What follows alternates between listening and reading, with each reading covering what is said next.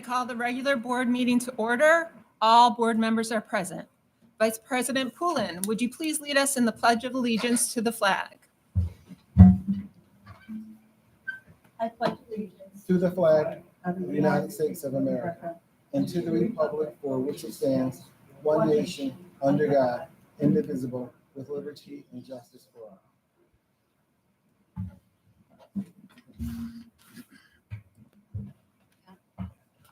Thank you. May I have a motion to approve the following resolutions related to executive session?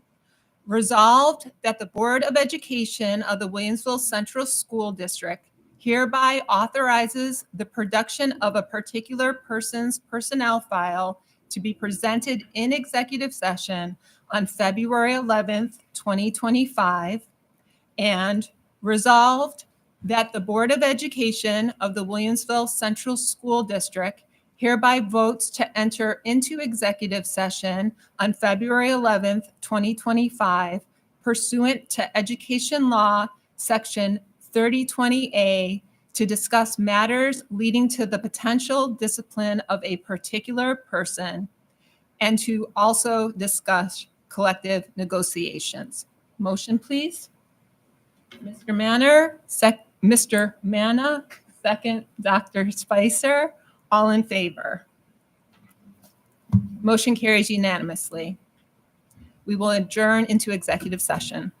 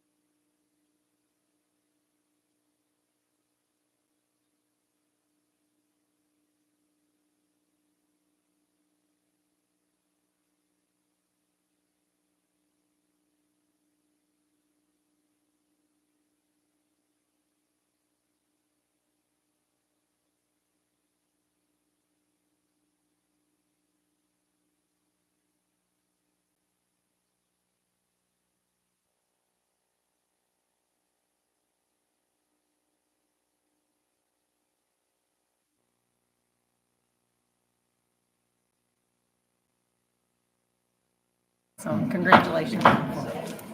May I have a motion to return the regular board meeting to public session? Ms. Blackinger, Mr. Manna, all in favor? Motion carries unanimously. During executive session, action was taken regarding the 3020A process. And as we return to public session, all board members are present. Good evening and welcome to all in attendance this evening. Please be advised that in the event of a fire and emergency and an evacuation should be necessary, an alarm will sound. Please note all marked emergency exits and evacuate well away from the building. At this time, we request that everyone turn their cell phones and other electronic devices to silent. Thank you. We are on item number 3, recognition. Dr. Brown Hall, I turn it over to you. Thank you very much, Board President. So tonight we begin our recognition at Forest Elementary School. Dance Forest Dance is the school's annual PTA partnership event allowing students to build community and be involved. Throughout our district, the PTAs and PTSAs provide incredible enrichment opportunities for our students and lasting memories. Please welcome Principal Keith Wing and Assistant Principal Claire Licata Michael from Forest Elementary to share more on this important partnership with the school and PTA.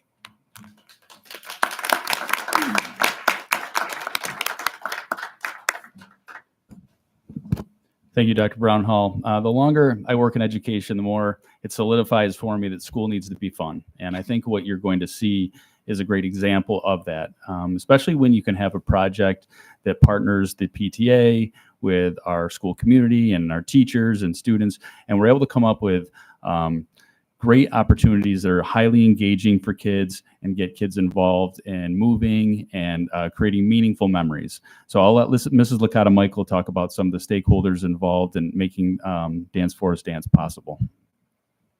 Dance Forest Dance is something that we look forward to every year. We could not do it without our amazing PTA, our supportive teachers, our wonderful parents, and our students. Again, it's just a time that our students come together, have fun, create their own dance moves, and just really celebrate what a wonderful place Forest is. So we hope you enjoy the video. Thank you. Are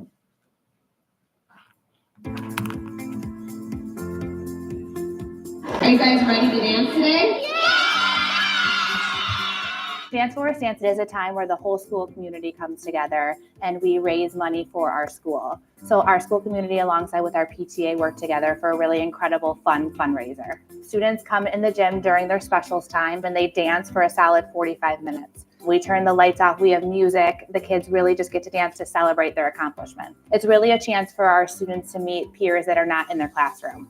So it really just builds community and it's a really fun event for all of our grades to be together. People raise money for the whole entire school. I really feel proud because I'm a part of it. It's very fun. Our Dance Forest Dance has been going on for 5 years. It's something that our kids really look forward to, our parents really look forward to, and our teachers really look forward to. It's a really, really fun week. One of my favorite things about Dance Forest Dance is the week of, we have a Spirit Week. It's really a time for our school to come together. And on Friday is Forest Day. So during Dance Forest Dance, all of our students will be wearing our forest colors and to celebrate what a wonderful school Forest is. The really cool part about this is it's become a tradition. So you see kids who started off in kindergarten and now UPK is a part of it as well. And they're able to do this every year. So they look forward to it every year. It's been great. It's fun to watch these kids and they are really dancing their hearts out. It's incredible the support we have through the community. We've been able to raise funds that contribute to all the enrichment programs and author visits, different events throughout the year. So it's it brings excitement to the kids. It's not just about raising money, it's about the community coming together for each other. It makes me feel good because you're helping to get a school better. You get to dance with a lot of people in your grade that you know. The dance is a celebration of coming together really as a school community. It's just a time for kids to really be kids, to be in the gym having fun, laughing. You will see a lot of teachers dancing, a lot of adults dancing, which the kids absolutely love. It's a time really just to have fun and to celebrate our huge accomplishment and to just really be together as a school community. It's a really, really special day. Indeed. Dance, Forest, dance. Thank you. If I could add, I'm the liaison to Forest, and we had the PTA meeting last night, and they announced that they raised $47,706 through Dance Forest. Just thank you to the co-presidents, to the PTA, especially Megan Hungerford. I know she's been working tirelessly the past few days, delivering all the gifts and everything. And if I'm not mistaken, they're hoping to purchase a Gaga ball pit. So Awesome. that's the record for our district in fundraising funds. So it's pretty incredible. So congratulations. That is great. That is great. Great work over at Forest Elementary. Our next recognition takes us to Maple East Elementary School. Each and every day, students are welcomed by staff, providing a positive interaction with a trusted adult before instruction begins. This idea has continued to evolve with a student-led dance party on Fridays. It is truly an incredible way to start the day. Please welcome Assistant Principal from Maple East, Christy Giardina, to share more.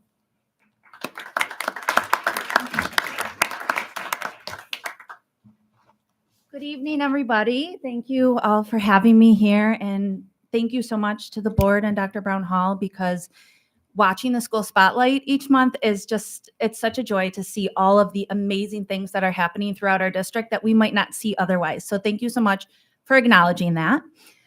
At Maple East, as Dr. Brown Hall said, we have started what is called the Welcoming Committee, out of a desire for kids to have a lot of different connections with multiple adults so that they felt safe.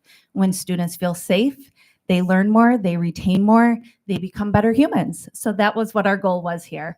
And in the theme of dancing, I would like to also add a little bit of dancing in our video as well. So thank you again for having us. Thank you for recognizing us, and feel free to come and be a part of our welcoming committee at any time. Thank you.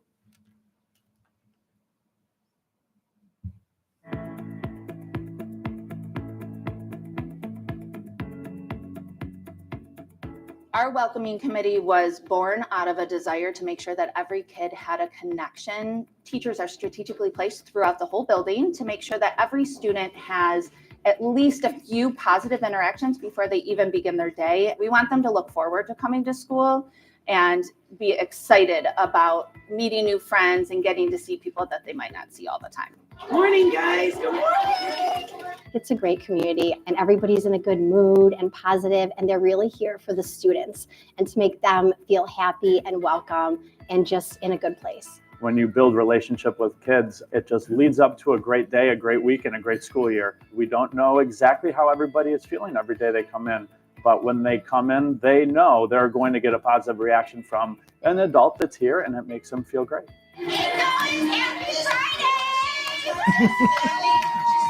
Our newest addition is the Friday dance party, where you would see all of our students coming together, encouraging each other, giving each other a positive start to the day. Friday mornings have a contagious energy. Everybody is dancing and excited, and it just truly puts everybody in a really good mood. It just feels nice to see all your friends before you just go to your classes, because sometimes you can't see all your friends before you go to class. But during the dance party, you can see friends and you can also dance with them. I never want to miss a Friday. Students run in here because they want to get to this dance party. It is fun. They can dance, they can sing, they can see their friends, and then they are pumped up and they're ready to start the day and ready to learn. Dancing's super fun in my opinion. Yeah, this just helps us get pumped up for the day. Yeah, it gets us ready. Yeah, it gets us ready for the day of school to start. With the diverse student body that we have, there's a lot of different backgrounds, and music is universal. These students come in and they see the enjoyment on other people's faces. It's contagious, and they just absolutely love it. And when you see the smiles on their faces, it can't help to make you smile as well. It has transformed into such a beautiful tradition here at Maple East. It really has brought our students to take ownership of that community here. that truly makes my heart so happy to know that they're creating this environment and will continue throughout their life to create these environments that are very inclusive of everybody. Awesome. Great work at Maple East. President, I turn it back over to you. Thank you, Dr. Brown Hall. Are there any board acknowledgements? Mr. Buellin? Yeah, I went to a unified bowling event, and I just wanted to point out the greatest thing you can do. Everyone seemed to be happy. They were playing Clarence. I don't know who won. I don't know if they know who won, but it was a great time, and I would encourage all the board members to go to unified events because it's the best thing you can do with your day. That's all. Thank you. Thank you. Any other board acknowledgements? Ms. Bleckinger? I was able to see the Music Man at Williamsville South this past weekend, and just congratulations to an amazing performance. It's very talented, and it was very fun to watch. So, great job. Thank you. Any other board acknowledgements? Okay, moving on. We are on item number 4, which is public expression. I call on Parliamentarian Bleckinger to review our public expression format. Welcome to all who have come to observe this regular board meeting. Per policy 1510, the board allows up to 30 minutes for this first public expression period, and then 15 minutes for our second public expression. Item 19, near the end of the meeting. This is a time when we invite members of our school community to share ideas, opinions, and concerns with us. While we are here to listen carefully and we take your concerns seriously, public comment is not designed to be a discussion. Therefore, please do not expect us to respond tonight. Instead, you will receive a response by email after our meeting. Because we want to maintain mutual respect and civility, please ensure that comments are delivered in a respectful manner to the board directly. Also, under state and federal privacy laws, we are unable to entertain any comments related to employee personnel information or any topic that may disclose information about a particular student. On these matters, we ask that you go through the appropriate administrative channels. Please note that individuals are required to sign up prior to our meeting, and each speaker is allotted 3 minutes for comments. You will be signaled at 2.5 minutes so that you may conclude your remarks. At this time, we will begin public comments. After I call on you, please step up to the podium and state your name. First person I have here is Eric Bornstein.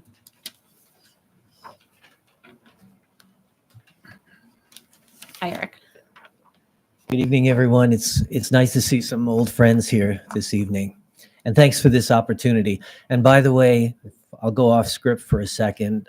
When I was on the board, like Maureen, I also had Forest Elementary as my liaison. And I remember when the PTSA proposed a Forest dance program. It sounded wonderful, and I loved the name. A play off of the Forrest Gump movie, Run, Forrest Gump.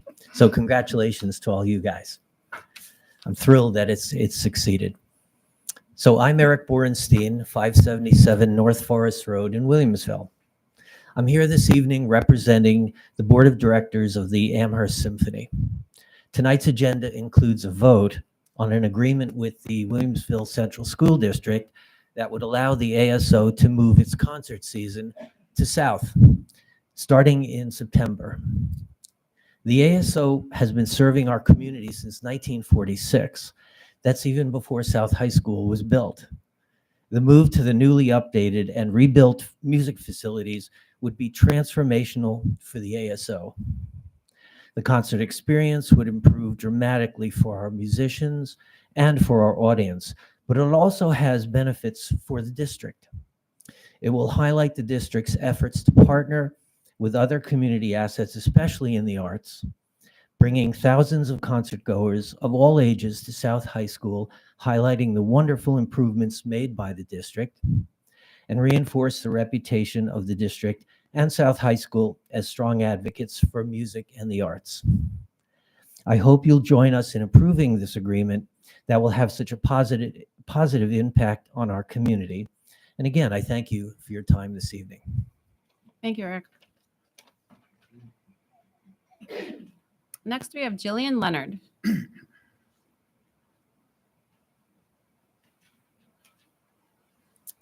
All right. Good evening, members of the Board of Education, Superintendent, and community members. My name is Jillian Lenhard, and I am not only a parent of a first grader and soon-to-be kindergarten student at Forest Elementary, but also a pediatric speech-language pathologist and owner of a private practice here in Williamsville, New York. I work exclusively with children from birth through elementary school age with various speech and language delays and disorders.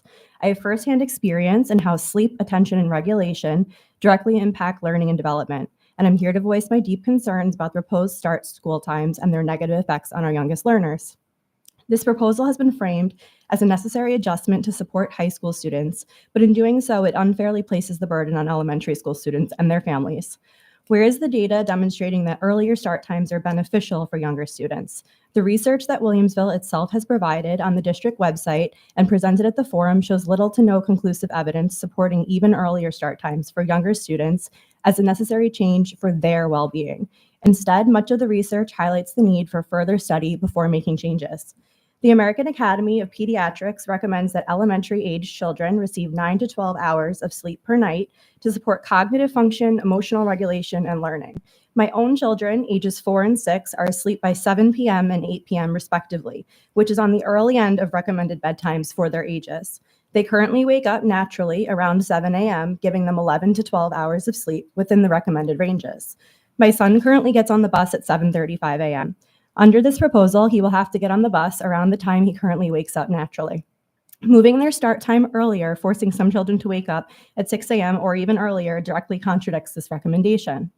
If the proposed solution is to have my almost 7-year-old asleep by 7 p.m. while still fitting in any extracurricular activities, such as his piano lessons or baseball practice, dinner, homework, nightly recommended reading, and meaningful family time, especially for working parents, I have to ask, excuse me, have you ever realistically attempted this in your own home? For families with more than one child, this becomes even more impractical. The idea of enforcing such an early bedtime is especially unrealistic in the spring and early fall months when the sun doesn't set until 8 p.m. or later. As a responsible and engaged parent, I make evidence-based decisions both in my profession and at home. Evidence-based practice, by definition, incorporates scientific research, clinical expertise, and personal values and preferences. It is not solely based on research alone. Our current routines are already well-balanced and reasonable, and there is nothing broken that needs fixing. Conversations within our community overwhelmingly reflect the same sentiment among families in similar situations. Dr. Lisa Meltzer, one of the nation's leading sleep researchers, clearly stated during our forum, my perfect solution is every kid starts between 8:30 and 9, but with transportation logistics, that's not feasible. This underscores the reality that the only obstacle preventing a truly beneficial schedule for all students is logistics, not child well-being. Furthermore, Dr. Meltzer's own research, including changing school start times, impact on sleep in primary and secondary school students, acknowledges the significant gaps in evidence regarding elementary students. Thank As you, she Jillian. states, I have one more paragraph. Future studies should examine how early is too early to start school across development. No studies have concurrently considered the impact of changing start times on sleep for students across grades from kindergarten through 12th grade. As a result, there remains significant need for rigorous I'm sorry. longitudinal research. We have a full public expression. Thank Okay. you so much.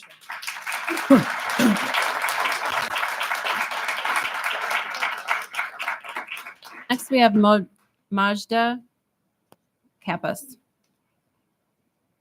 Hi, good evening, members of the Board of Education and Superintendent Dr. Brown Hall.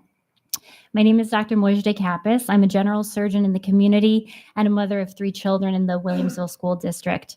I'm here to express also my concerns about the proposal to change school start times.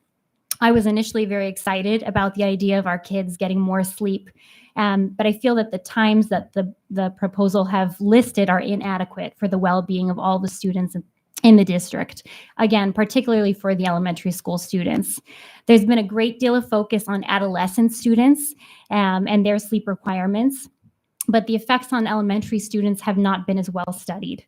We know that there's a little bit of research, but it really shows mixed effects on these students. And even the American Academy of Pediatrics says that the majority of evidence for elementary students is anecdotal at best, and more studies need to be done. The circadian rhythm of elementary school students does exist, and it puts them in a sleepy time at about 8 to 9 p.m. Adolescents get sleepy later, as we know, around 10 to 11 p.m. But the other difference in their sleep is that the duration is different.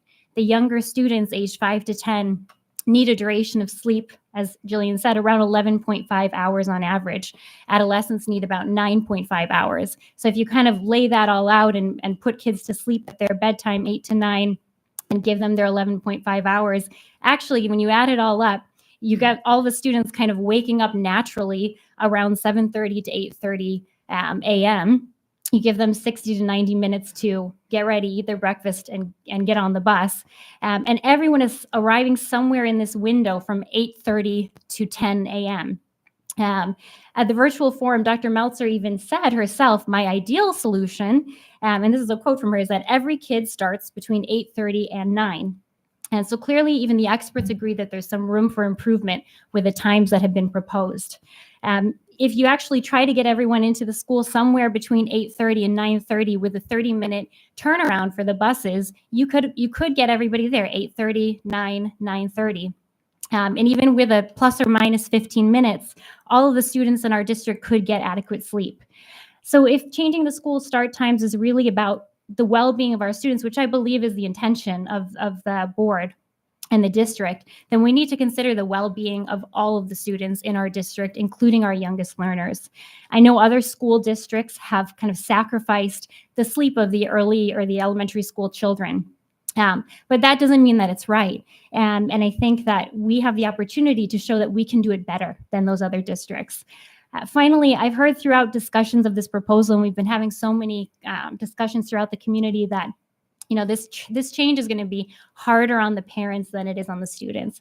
And I just want to say that, as parents in this district, it's kind of an insult to us because we, more than anything, would submit to any change or hardship for our kids. We're here because we love our kids, we want what's best for them, and we don't feel that this proposal serves that purpose. Thank you.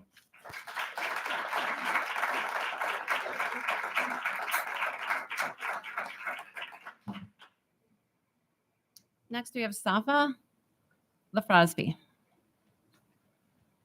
I'll just get going. Sorry, pardon me. Okay. Good evening, and thank you for the opportunity to speak. My name is Safal Arasabi. I am the proud parent of a Forest Elementary kindergartner and practicing OBGYN physician. When the school start time proposal was first released to the public, I approached it the same way I would any medical intervention or surgical innovation, by working through the supporting evidence to better understand the intervention itself, its intended results, and potential complications. Having done so, I would like to bring to your attention several issues with the research methodology informing the proposal. When analyzing research and evidence-based studies in the scientific community, an early and crucial step is evaluating findings from specific sources within the context of how those studies were designed. The School Start Time Committee clearly drew from multiple studies to draft their proposal, but it is not clear that an analysis of the quality or strength of that evidence was performed. The importance of analyzing the strength of research articles and making decisions has been endorsed by the Department of Education for almost a decade. Issued in 2016 and updated in 2023, DOE released guidance on utilizing research to identify worthwhile interventions. That document is attached to your electronic meeting agenda. On page 12, DOE defined an evidence-based intervention as something done in the best interest of students, supported by an acceptable level of well-designed research. Strong, moderate, and even promising evidence categories are well defined, spanning a range from randomized control trials to correlational studies with statistical controls for selection bias. The best example I can provide of strong evidence informing an evidence-based intervention are those conducted by Dr. Meltzer, interrogating delayed start times for adolescent students. These studies were well designed and adequately powered to produce reliable, repeatable results. But what about interventions in areas where research is lacking? You can still proceed with an intervention. However, DOE advises there must be a program in place to monitor its effectiveness once implemented. It is in this category that moving elementary school start times earlier belongs. There are no studies that meet the criteria for strong, moderate, or even promising levels of evidence that demonstrate a benefit of earlier start times for elementary students. Like, literally none. In the school start time presentations and FAQ, it was stated that early school start times improve attentiveness in elementary school students. The singular study from 1990s Minnesota referenced by the proposal in support of this does not rise to the level of any best practice evidence standards. It was a focus group where teachers gave their opinions on elementary student attentiveness when school start times were changed from 9:40 a.m. to 8:40 a.m. It completely lacked any statistical controls, its findings have not been replicated in the 30 years since it was published, and its design is inherently prone to selection bias. Current literature demonstrates at best no net change, and at worst, K-3 students may sleep less, see lower test scores, and have higher levels of suspension and tardiness. The decision to move elementary schools to earlier start times is clearly not an evidence-based intervention. It's a calculated decision satisfying the logistics of transporting students in a cost-effective manner for the district. And yet, because the assumption was made within the proposal that this change would be beneficial to elementary students, the proposal did not provide any plans for monitoring the effect of these changes on our students. This is not the greatest science and does not adhere to guidelines laid out by the DOE. For this reason, the current proposal should be rejected by the board. And if allowing all students adequate sleep will increase transportation costs, these costs should be added to the budget so the community can decide if they want to pass it. Thank you, Safa. Okay. Thank you again for the opportunity and your work in service to the children of our community.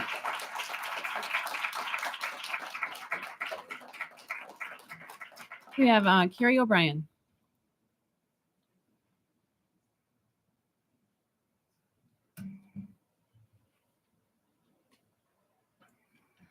Good evening. My name is Carrie O'Brien. I'm a mother of 2 Casey middle schoolers and a special education teacher at Maryville High School. My 2 boys are very involved at Casey currently and participate in school sports, music, and student government. If the school start time changes as proposed, while it may not impact them at Casey, I am concerned that my children will not have the opportunity to be well-rounded student athletes once at Williamsville North and need to choose between their sports or extracurricular activities. My concerns are not without reason. As an educator who has firsthand experience with a late high school start time, I feel compelled to share my observations and caution the board before making such a significant district-wide change. When my district implemented a later start time, we saw several unintended negative consequences that we tried to fix every year unsuccessfully. Student athletes frequently missed instructional time due to early dismissals for games and competitions. There was a major decline in student participation in clubs and after-school academic support time for our neediest students. Teachers were struggling to stay after school due to family obligations, limiting their availability to students. We saw no improvement in attendance or tardiness. Students who were late at 7:30 a.m. still came in late when the start time was 8:30. A shift in high school culture from one where students were deeply engaged in extracurriculars to one where the halls emptied quickly after the bell rang. Unless the district is prepared to make substantial structural changes to the school day, I am confident that we would see the same challenges here in Williamsville. During the virtual forum, it was mentioned that some clubs and activities would be moved to the morning before school starts, but this directly contradicts the very research being cited in favor of a later start time. If the goal is to provide students with more sleep, how is it equitable to ask some students to wake up early for activities while others benefit from the delay? This approach seems already flawed to me. High school is about so much more than an academic schedule. It's about extracurricular involvement, athletics, jobs, and community engagement. A later start time will disrupt that balance that makes our schools thrive. I strongly urge the board to reconsider and explore alternative solutions that support student well-being without dismantling the high school experience. Williamsville's high schools have a strong, vibrant culture, not to mention consistently rated as the #1 school district in Western New York. And I fear that implementing a later start time will undermine that foundation. Let's try not to fix something that isn't broken. Thank you. Thanks, Carrie.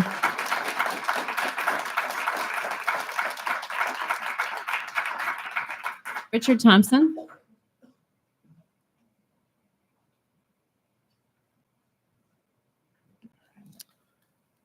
Good evening. I am Richard Thompson. The start time change proposals disregard and disadvantage many special education students in Williamsville high schools. I am here to point out the problem and suggest a solution, and I expect the board to follow up with a response showing that it is continuing to support its neediest children and families. My wife and I have lived here for 22 years. My sons will attend North High School for the next 4 years. The older one is a super senior. We are all grateful to the board, the superintendent, and the district for your ongoing efforts on behalf of students and for giving stakeholders the opportunity to address you in this forum. My older son needs continual adult supervision. He cannot await, board, or exit a school bus independently. Under the current proposal, moving his start time later means that a parent needs to stay with him that much longer. This is an impossibility for many parents. We would lose our jobs. We should not be forced into this circumstance, as the start times that we signed up for are the long-standing ones that exist now, not the ones proposed. The simple solution I see is district provided before care. Before expanding on that, I would like to make a couple of points for context about the affected students and their families. First, this problem affects many students who should already be on your radar. The district budgeted 2 new self-contained high school classrooms this year after an audit found that students' needs were not being adequately met. My son attends one. Of all of those students, much of the life skills group, high schoolers with physical disabilities, and others in the secondary level special education population have similar supervision needs. It would be egregious to move back to under-supporting them. It is baffling to me that the district's extensive written proposals and webinars make no mention at all of special education issues or students. Second, the families of special education students are already making enormous lifestyle sacrifices on behalf of their children. When there was no aftercare provider in the district to serve these students, my wife took an 85% pay cut to work in your food service and be able to get our son off the bus. Throughout high school, we have received no fewer than a dozen calls during the workday asking whether we can pick him up, something we never expected from trained special education instructors. I know of others who have gotten those calls, who are in single income households, and who have taken jobs with minimal pay and hours so that they can devote time to their children. The proposed changes would be another blow to families who have already taken a beating. Creating an on-site before care solution for these students would soften the blow. I was heartened to learn that there are already high school groups meeting regularly at 7 a.m. or earlier, so opening the buildings is not a concern. If each high school plans to have a supervised room where students can come at 7:30 and stay until the rest of school starts, it would go most of the way toward meeting the needs of these students and their families. The cost is an extremely minimal addition to what has been proposed, and it does not seem that there are significant obstacles to designing a setting that is appropriate for this population. As you plan for next year, please do not continue to overlook your special education constituency. Remember that high school before care is a need. High school before care. Understand the burden borne by the families of your neediest students and let the public know how Williamsville will address these issues. Thank you. Thank you, Richard. Julie Emerson.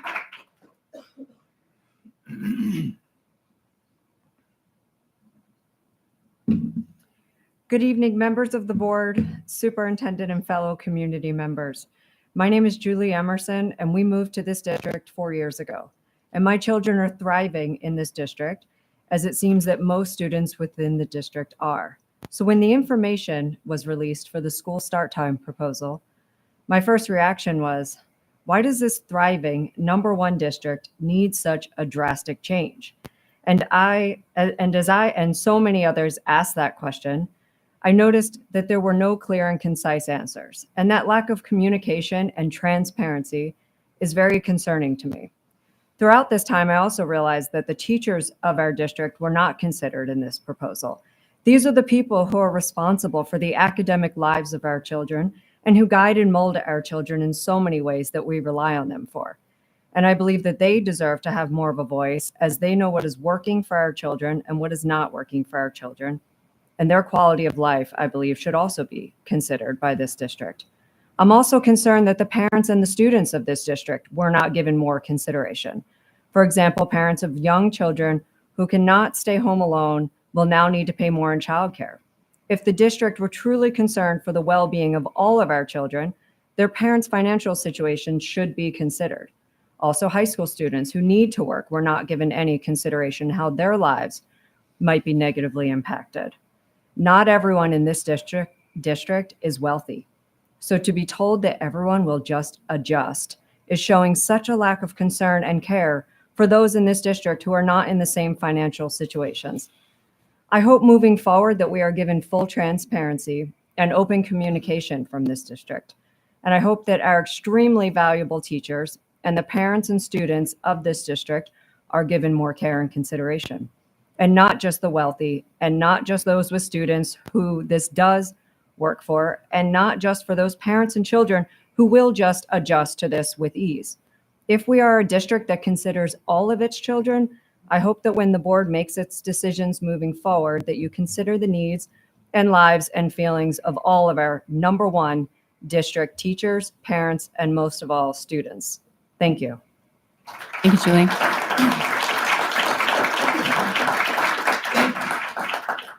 Dana Hensley.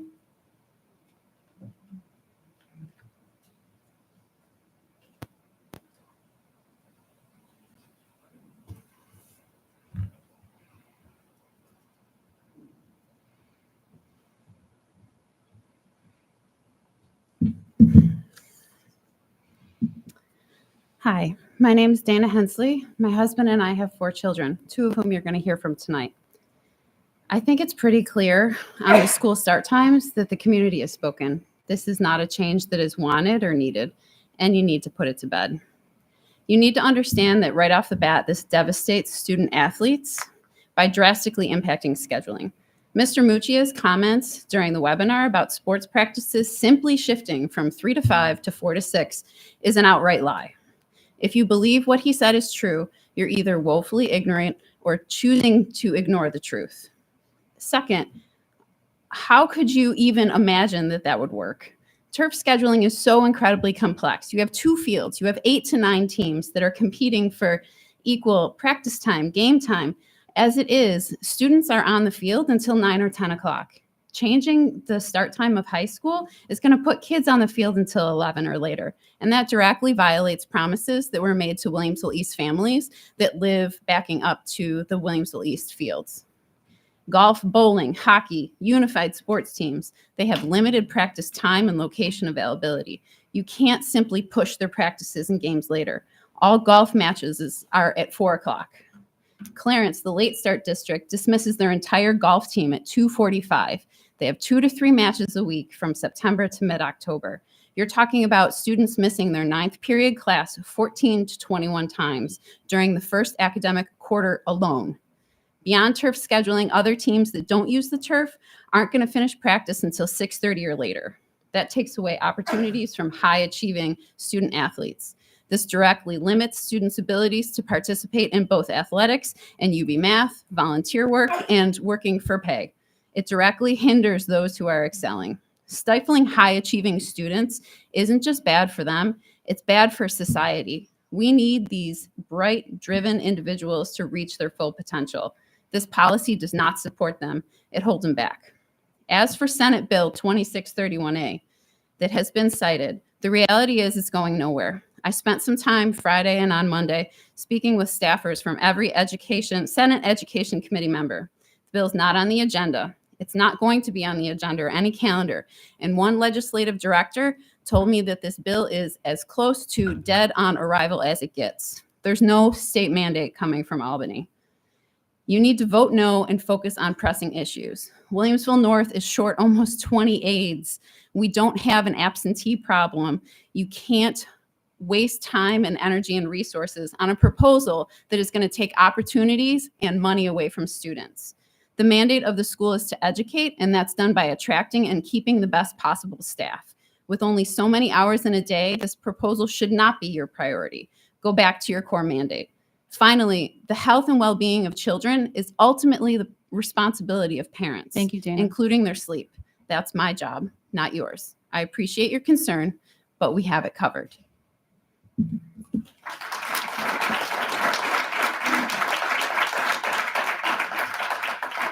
I have Savannah Hensley.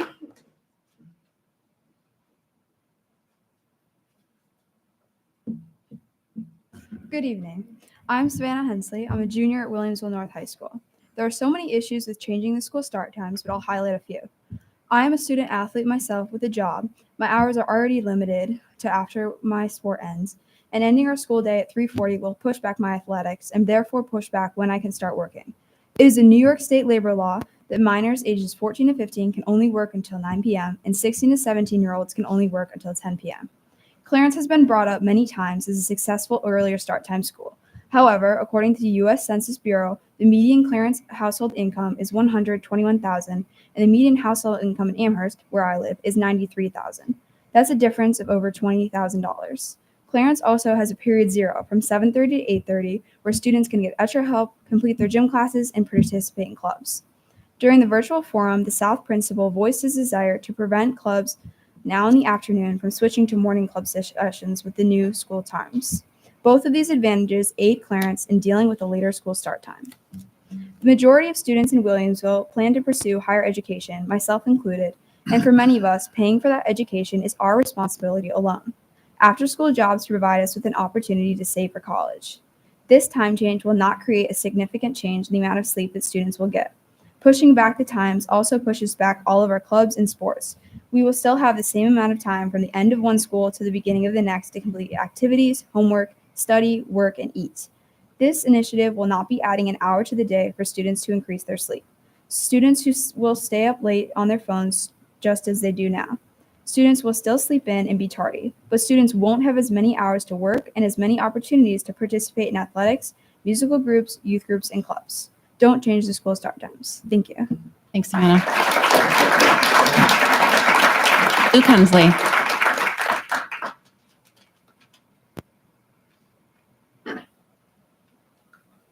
Hello, I am a student at Williamsville North High School.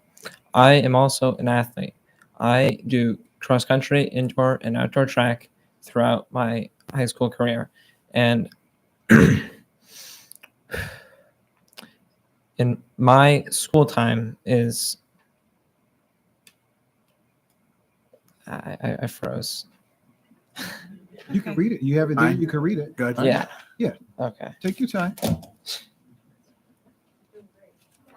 Stop the clock. You're good. You're good. One of the problems of school start times is that for every single school sport, everything gets pushed back. That cuts into everything else we get to do for the rest of the day, from having other extracurricular activities to sleep to studying and everything else. We get an hour less if this gets pushed back from what we currently have. And in addition, for the sport that I do, indoor track, we have Friday meets, which we cannot do if this gets pushed back. They go until around 8-ish o'clock and start at around 4. And if we can, or 5, and and we can barely make it at this time. And if we push it back further, we can't make it. And then we have to start canceling it or not being able to do it.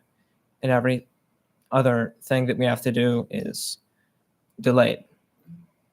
Thank you. Thank you. Luke.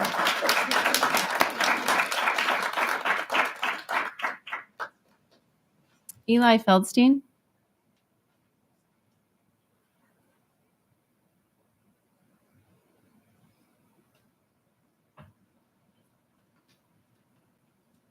Before I begin, I would like to thank the board for their amazing work and leadership so far this year. I know I speak for everybody when I say that us in the district appreciate the board's leadership and work.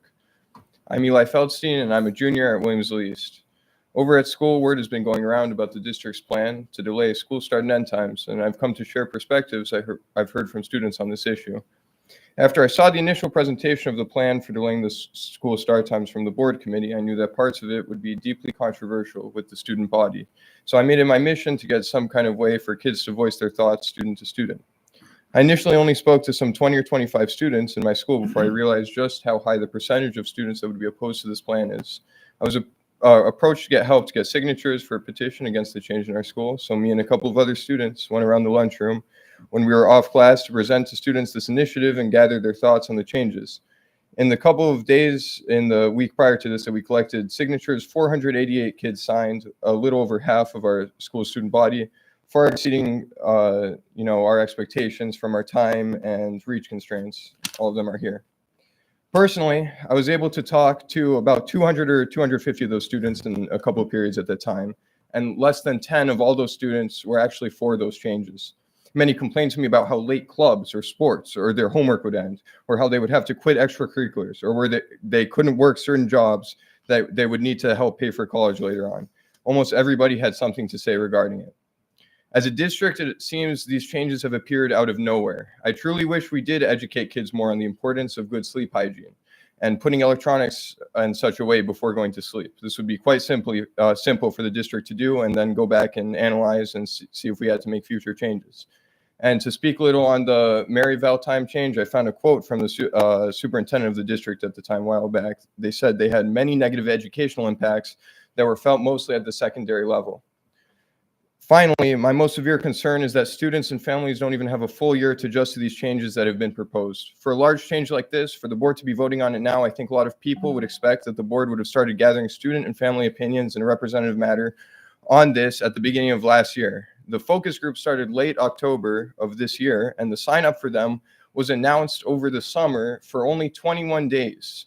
And I'm convinced that this impeded any chances of getting a representative group of students and parents on the focus groups. Worst is that the board may not even be voting on this issue until the next meeting, leaving only 6 months for students and families to get adjusted to these changes. No doubt this will exacerbate the negative reactions the district will receive and provide a much greater shock to families than is necessary than if we delayed this for another year or two. So as my final statement, I would like to ask the board on behalf of all the students that I know and go to school with each and every day to hold off on making this decision until more representative surveys can be conducted and families can be prepared for a decision they know had their interests and ideas in mind, and to let the voices of children and parents in this district speak more than studies that were conducted thousands of miles away. Thank you. Thank you, Eli.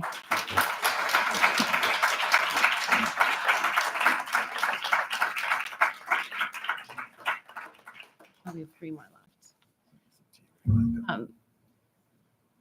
It's been 30 minutes, so we're going to continue the other people that have signed up at our next session. Well, can't we extend this for 15 minutes by a vote? May make a motion to extend it. I make a motion to extend the public expression by an additional 15 minutes per board rules. I second that. All in There's only favor? 3 more. All in favor of If there's 20 extending? more, they should talk. Motion carries unanimously. Thank you, Madam President. Okay. Suzanne Wagner, please.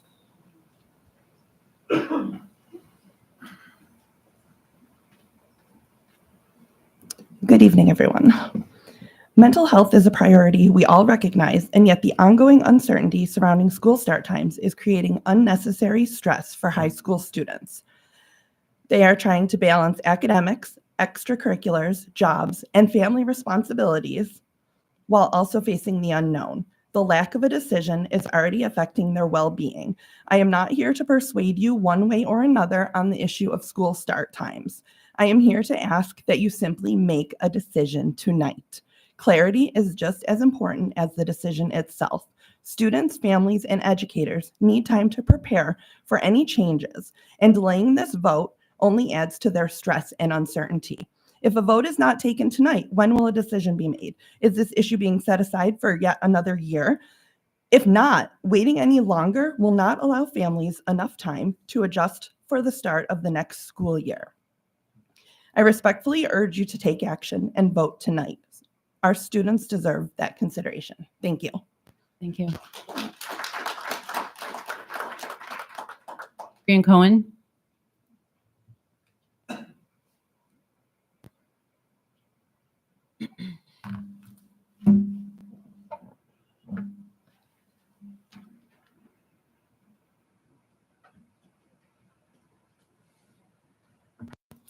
Good evening. I'm a mom of 2 students in Williamsville, and I'm a school social worker. So the topic of mental health is what I've been working on for 25 years. So my kids went to Transit Middle School, and clubs and groups were before school. So they were already there at 8 o'clock. Then they were there all day for school, stayed after for sports, drama club, musicals, and got home very late. In high school, the other night, the panel said, well, kids will have clubs before school. So then kids would be coming in high school at 8 o'clock, which is only 15 minutes later than they already do. Then clubs and after-school activities will happen later, which then they cannot work. They will not be able to do some fun things after school besides just homework, and they will suffer socially, emotionally. Elementary kids, having worked in an elementary building for many, many years, they already don't go to bed early enough. They come in, they're sleepy, they're tired. Getting them up earlier, starting their day earlier, will lead them to have more emotional outbursts and an overall decline in their social emotional well-being. I'm asking the board, why are we trying to change school start times instead of working with kids and their families on good sleep hygiene, time management skills, and healthy lifestyle choices? Those things will continue to have positive effects for all students and their families for years to come. The way this proposal was rolled out felt that it was not forthcoming and did not give honest, transparent communication to all in the community. Students who were asked to attend focus groups in the high school were vocal about their opposition to the change. Staff were not asked enough. A community forum was held, but it was a virtual forum that was run with pre-selected questions. The chat was disabled and the raise hand function was disabled. I'm not sure why are we listening to school experts from Colorado when we know it doesn't work and it was shown to be ineffective from a neighboring district in Maryville. As a mom and an educator, I rely heavily on asking those around me what works and what doesn't. And we already have that example. Thank you. Thank you.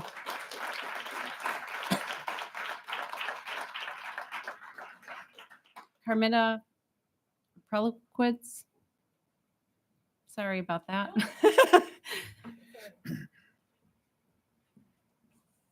Good evening. My name is Carmita Prelowitz.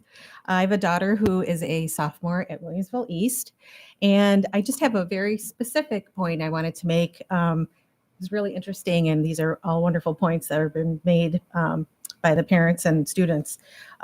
My specific issue is with the fact that East still doesn't have a designated lunch period. And if we're talking about making a change to the time, I feel like this has been a longstanding issue. It's been brought up for over many years. And I don't understand, if we're talking about social and emotional well-being, how we still haven't, when considering a huge change like this, considered the fact that Williamsville East does not have a designated lunch period. Many of those students, I know, really fill their schedules. Some of them don't have any free periods. And so if you're asking these students to come in later, to go through all of their periods, rush to their next period, because I believe the pass time has now been shortened to 2 minutes, and then go right into an activity or go right into a sport. I just think that's going to create more stress, and that doesn't consider something that has been an issue with parents for many years. And I feel like, to me, that kind of just leaves a bad taste, thinking that this has been something that's been talked about, that's been an ongoing, I don't want to say complaint, but it's an ongoing issue, and it wasn't addressed during such a time that seems to me would have been obvious to address it. I just personally will just share, and I know everyone has their stories. And what happens in their house. My daughter, right now, I pick her up from school, and she does a sport in the fall, does a sport in the spring. And when she's not doing sport for school, she does a sport all year that is the sport she trains for. And one of those is one that she does for school as well.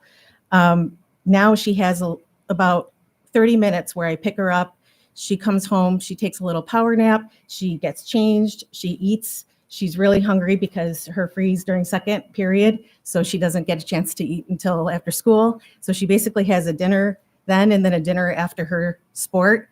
Now she would have to literally change in the car. I would have to bring a snack, and it would be something rushed. And I just don't feel like there's a need to do that. And that's just my personal experience and what I think could happen. So my thing was really the lunch at East that I wanted to mention. Thank you. Thanks for sharing that. Lee Butler. Lee Butler. Oh, sorry.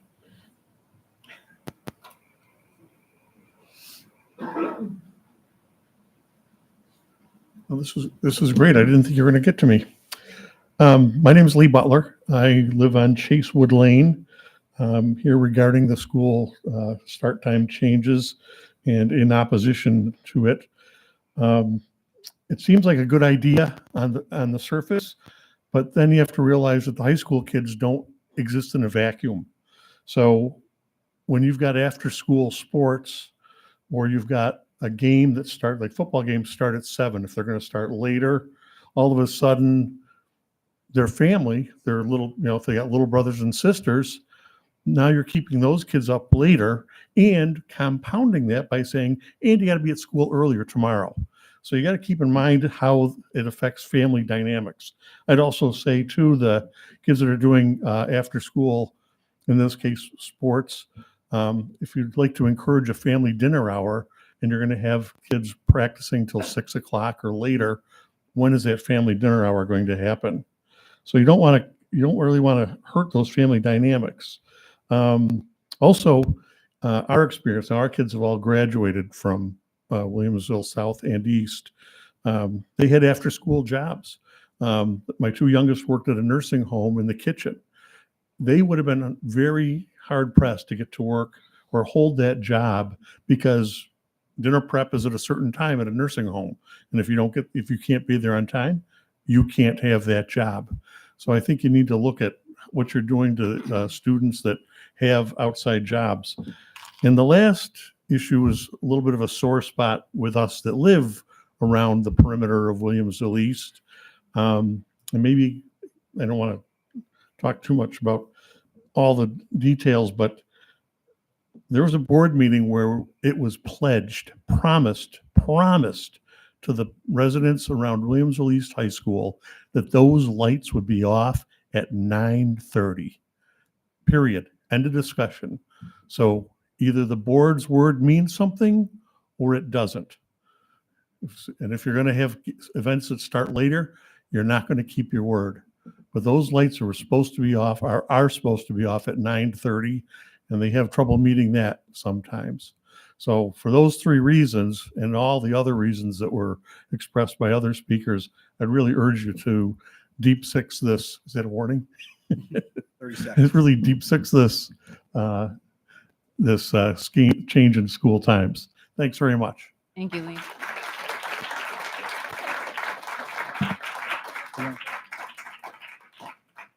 Yes, that concludes our public expression. Dr. Brown Hall? I just want to say one thing. Besides all the adult comments, I really want to give a round of applause to all the students who had the courage to get up in front of a group of adults to really share their experiences, their opinions, and their data. So if we can just applaud those students.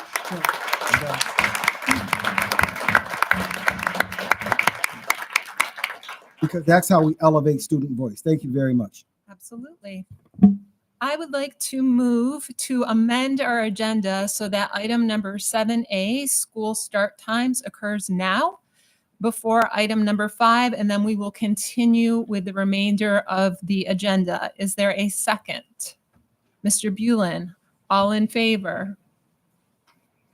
Motion carries unanimously. So we are now moving to item number 7, school start times. Just like all of our community members were given the opportunity this evening to share their views, I would like to ensure that all of my board colleagues have the opportunity to speak on this issue. So what I would like to propose is starting one by one, going down the table and give each board member the opportunity to share their thoughts. Ms. Bleckinger, would you be willing to start that, please? Absolutely. First of all, I'd like to thank everyone that showed up this evening and came to the podium and showing support. Also those that have sent emails in. I know we received over 600 emails from parents, students, and teachers. And I have personally read all of them, and I appreciate your concerns and the issues raised. I think the committee now has the opportunity to look at those concerns and issues when they are updating the times. Also looking at what the state legislative has, I think that gives us an opportunity to modify our times in line with the parents' concerns. So we appreciate your time and responding to the feedback. Thank you. Thank you, Ms. Bleckinger. Mr. Manna? Oh, thank you. I thought you were going alphabetical. I'm going down the line. Okay, thank you. Then around. And around. This might be the first, round of comments that we all make tonight. But whenever we're done making the comments, I'm going to make a motion to reject the the change of the start time.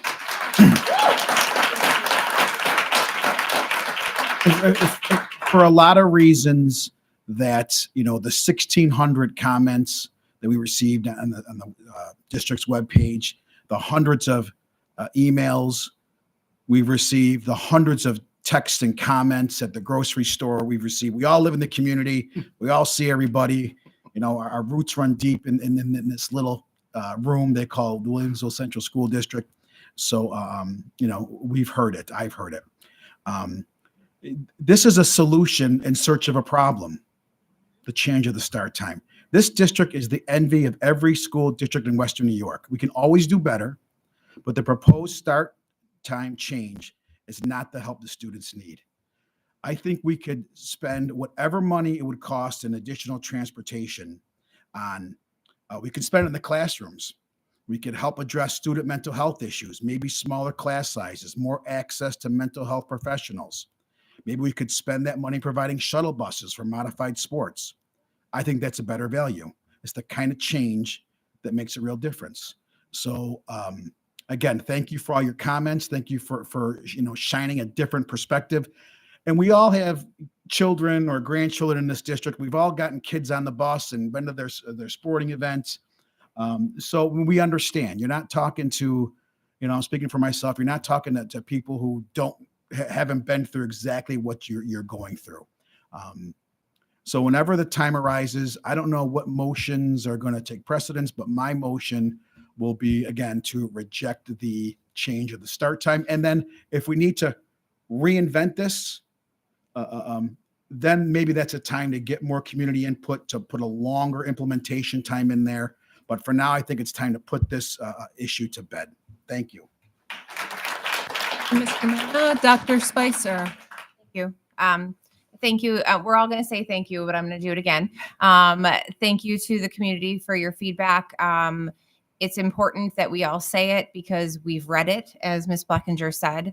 We have taken this very seriously. We have read the research. We have done our due diligence and will continue to do our due diligence. And thank you to my fellow board members for the hard work that you've put in.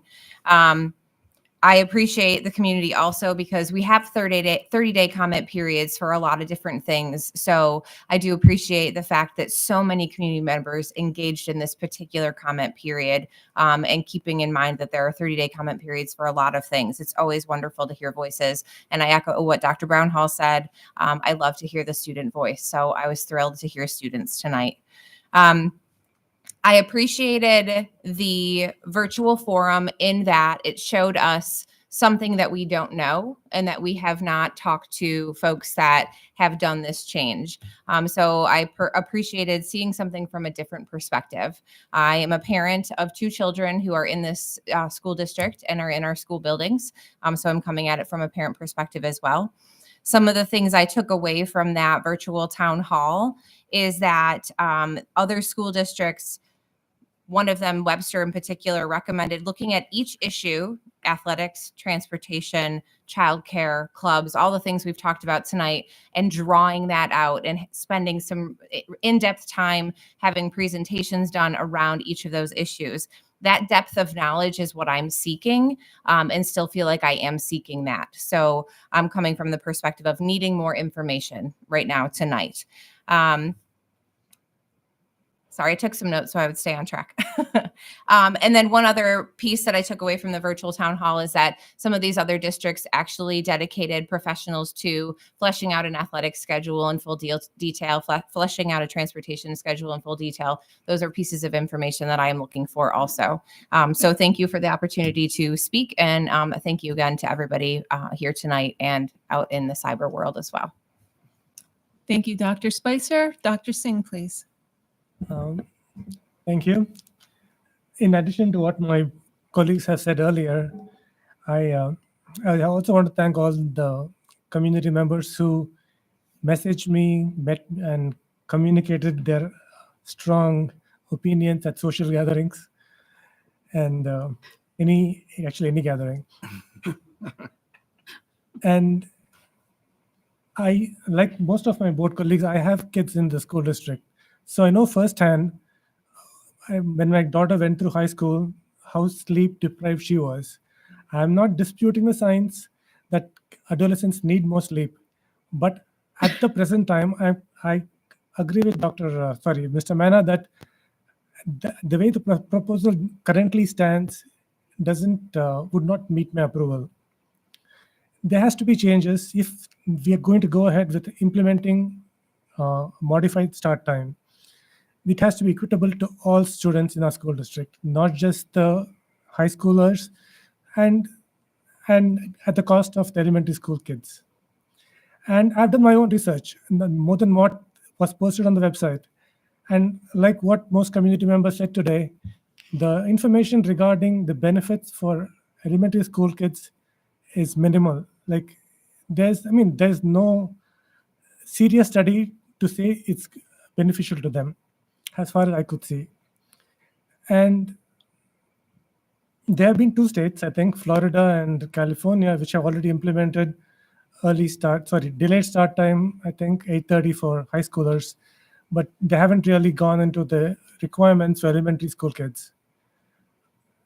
Every school district is different and every school community is different. I think we need to spend more time to see what we need here, come up with a better proposal, and then we can decide to go ahead or not with that. Thanks. Thank you, Dr. Singh. Mr. Phelan? Thank you. First of all, thank you all the community. In my 3 years on the board, this has been the most controversial issue coming up. It even seeped into my poker game, and they were very vociferous in my poker game about how they felt, which I thought was great.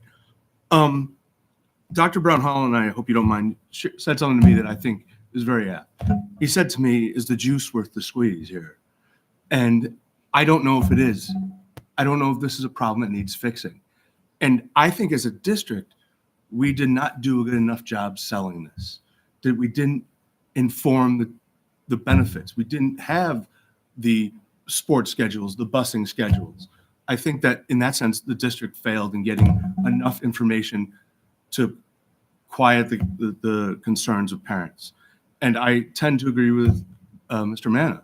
I just don't think this is a problem that needs to be fixed at this moment. Now, it may come from a state mandate, and I don't think that we should jump the gun until the state maybe makes this decision for us, because why change it twice? And why go through this problem twice? Because their proposal, the bill that we could argue whether it's dead on arrival or not, I can't say that for sure. But I think that we need more information. The parents need more information. The students need information. And I think also the time frame for the switch would be too short. But I am not in favor, I don't think, of tabling this indefinitely and saying, oh, let's just push this down the road. I think we need to make a decision and move on, because what purpose does it serve in just get down the road and waiting for something else to happen? I don't know. But I think that there are many issues. I will say this, though. I work in a district that did change school times, and I am a golf coach.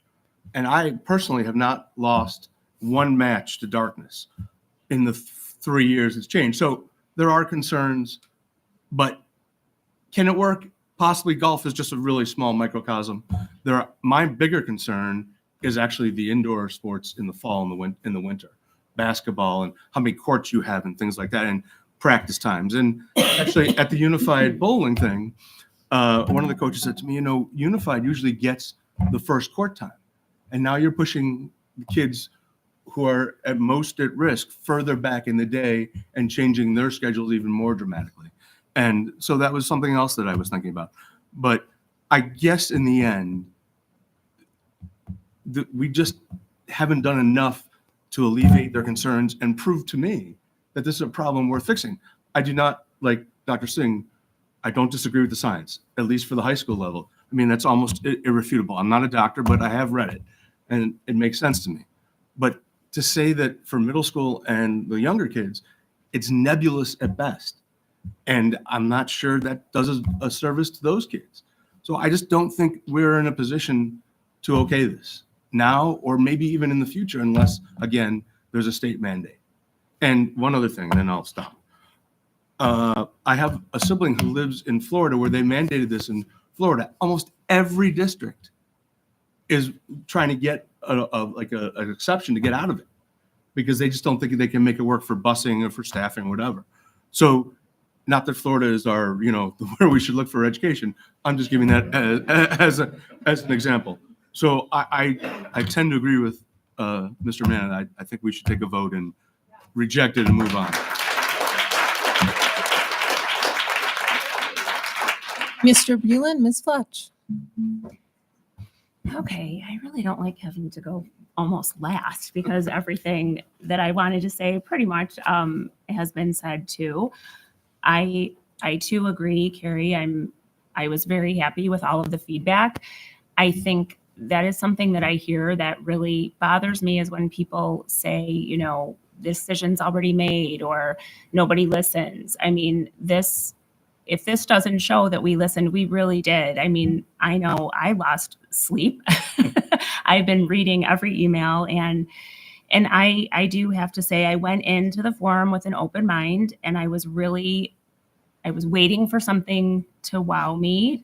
But I can't get on board with it. I do have a sophomore. I have a daughter that graduated. I do have a sophomore right now. And some days he does stay up late, but that's my fault because if I fall asleep before him and I wake up, I mean, I just feel like that's my fault for not paying attention to what my child is doing. So I will take that on me. Again, just from everything that was said with the busing and the sports and the elementary. And I think mental health is extremely important. And I would love to use the money that this would have cost to look at other areas to help improve those areas in the district. So I have to agree that I can't get on board either.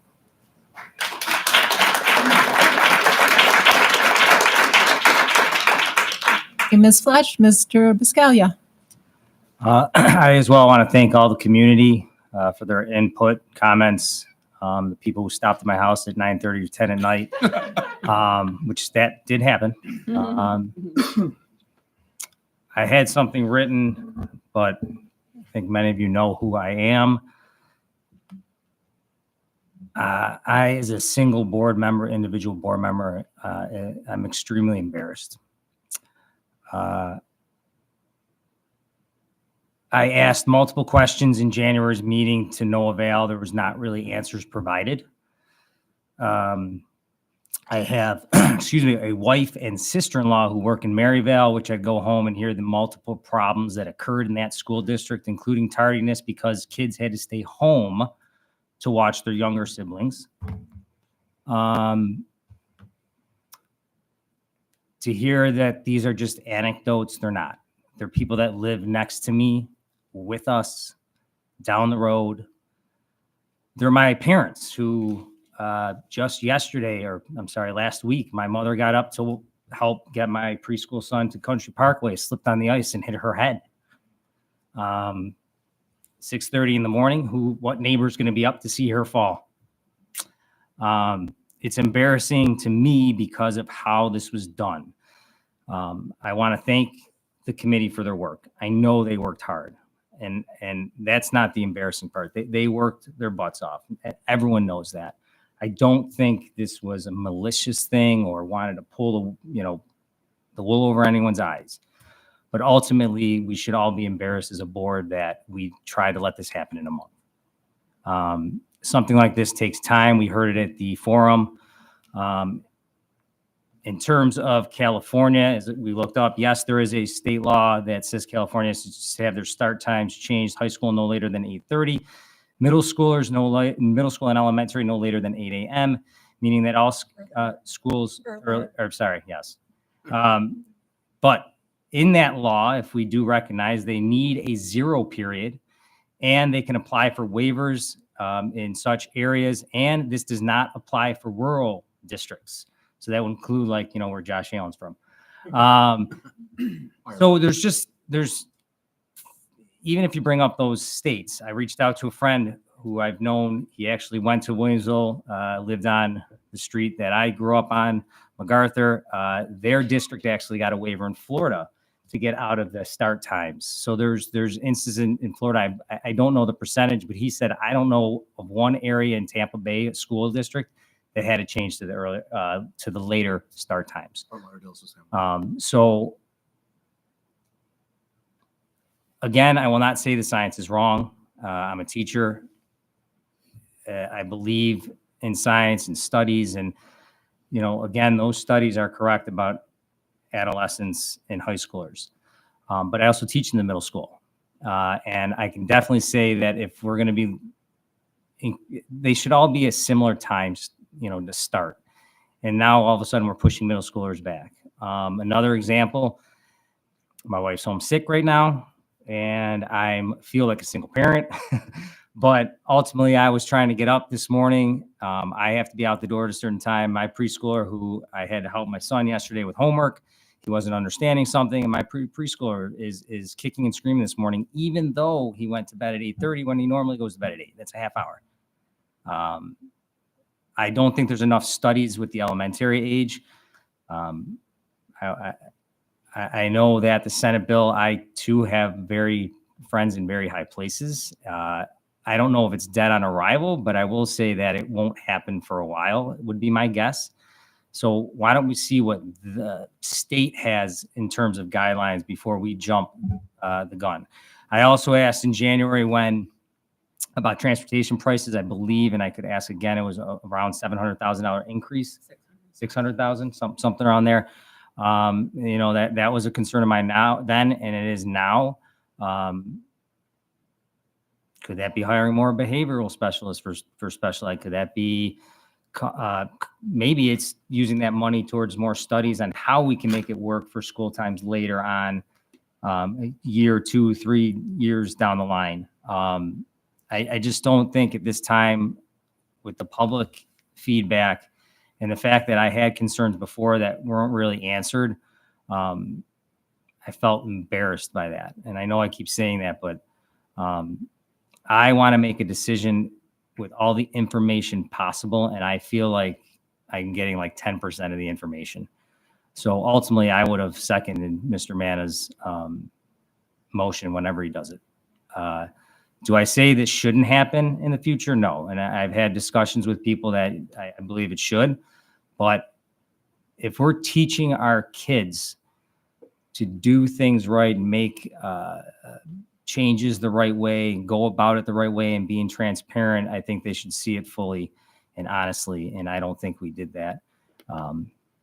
So that's kind of where I stand. Thank you, Mr. Biscaglia. Poulin? I just want to again say thank you to everyone as well. I'm going to back up just a bit because it has come up so many times. Why are we doing this? And the why is because we've been asked to. We've been asked over and over again by students and parents to look at a later start time. So that's the why, and that's the why we as a school district decided to do this.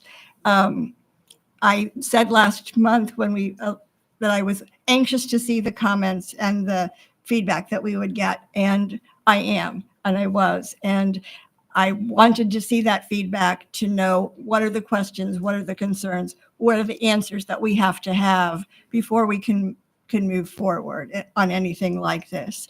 I think it is important that we do validate the science, that we do provide the best opportunities for our students. I sit here at every board meeting with our mission and belief statements in front of me. And the very first belief statement is students are our first priority, and students will always be our first priority.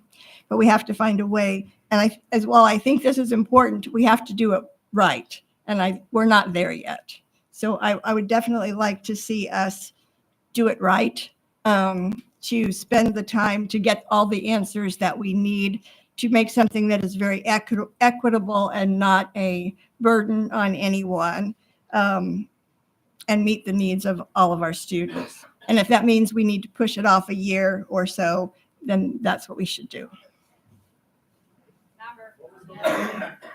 Thank you, Ms. Poulin. Dr. Brown-Hall, can you maybe address some of the comments that have been made thus far? Would you mind doing that? Can I do it after you? Oh, sure. Absolutely. I will go next then. So again, I would like to thank all of the community for coming out tonight. I would like to thank you for speaking during public expression, sending all your emails, all through the form. I read every single comment and have also lost a lot of sleep over this decision in the past month. Really wanting to, again, because I was the public face of this, I came out saying that I was in support of the later high school start times. And honestly, I still am in support of later high school start times. I believe the science supports later high school start times. I also hear the many concerns that were shared tonight and through the other forums, that maybe we don't have the best plan for our district at this time. Personally, what I would propose, and I know Mr. Manna stated something different, I would propose that we send this back to committee, not necessarily the school start times committee, who already did enormous amounts of work, and I do appreciate all those involved in that.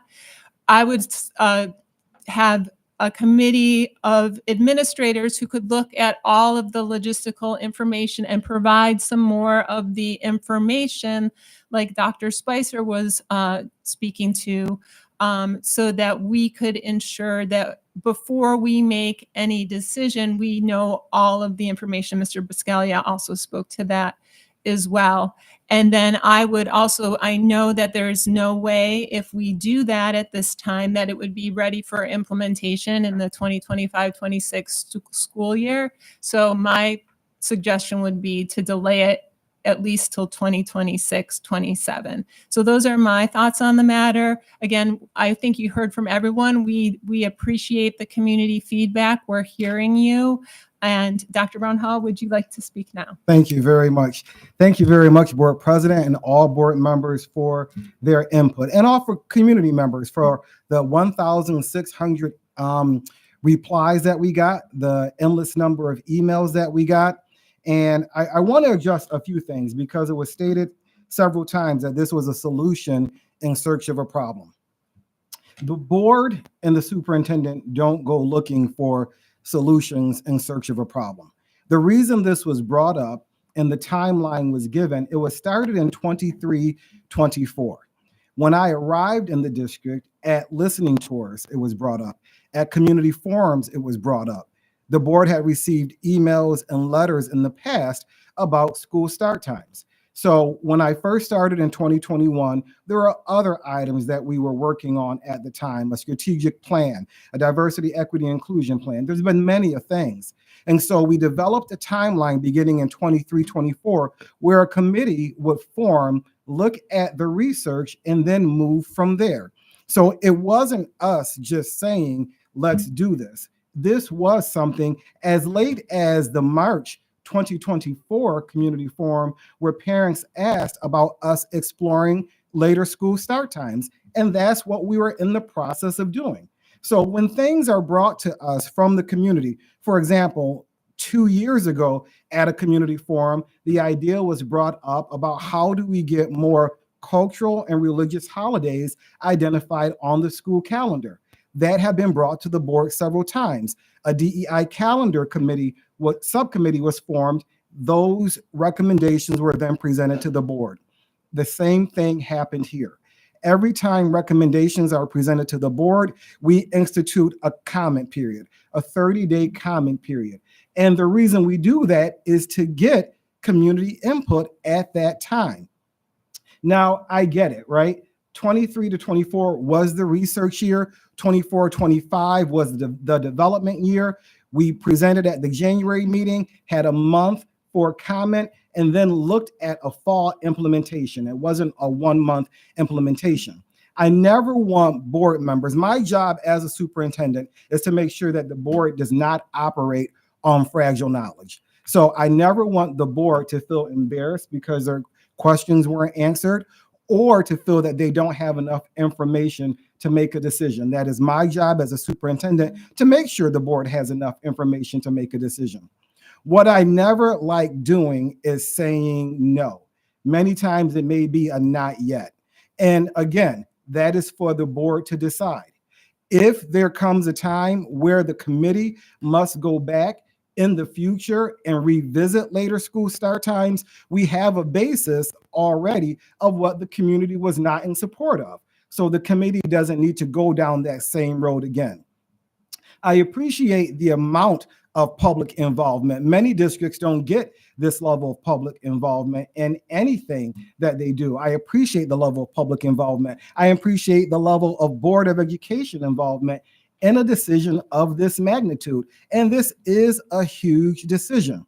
What I would do, though, is ask that you look at our data deep because I know that we are a high performing, we're the highest performing school district. It's not the case for all of our students. When we talk about absenteeism issues and you look at our 2023 and 24 attendance reports that are in this board packet, you will see that especially at the high school level, our chronic absenteeism is increasing. When you look at our graduation rates, not just for all of our students, but for some of our subgroups, we do have issues there that we need to rectify. Now, many times we say, can this be improved by teaching better sleep habits or by removing cell phones from kids at night? I don't think it's an either or. I think it's a both and. And if the community and the board is saying this may not be the time, that will be the board's decision, right? And that is informed by what they have from the community.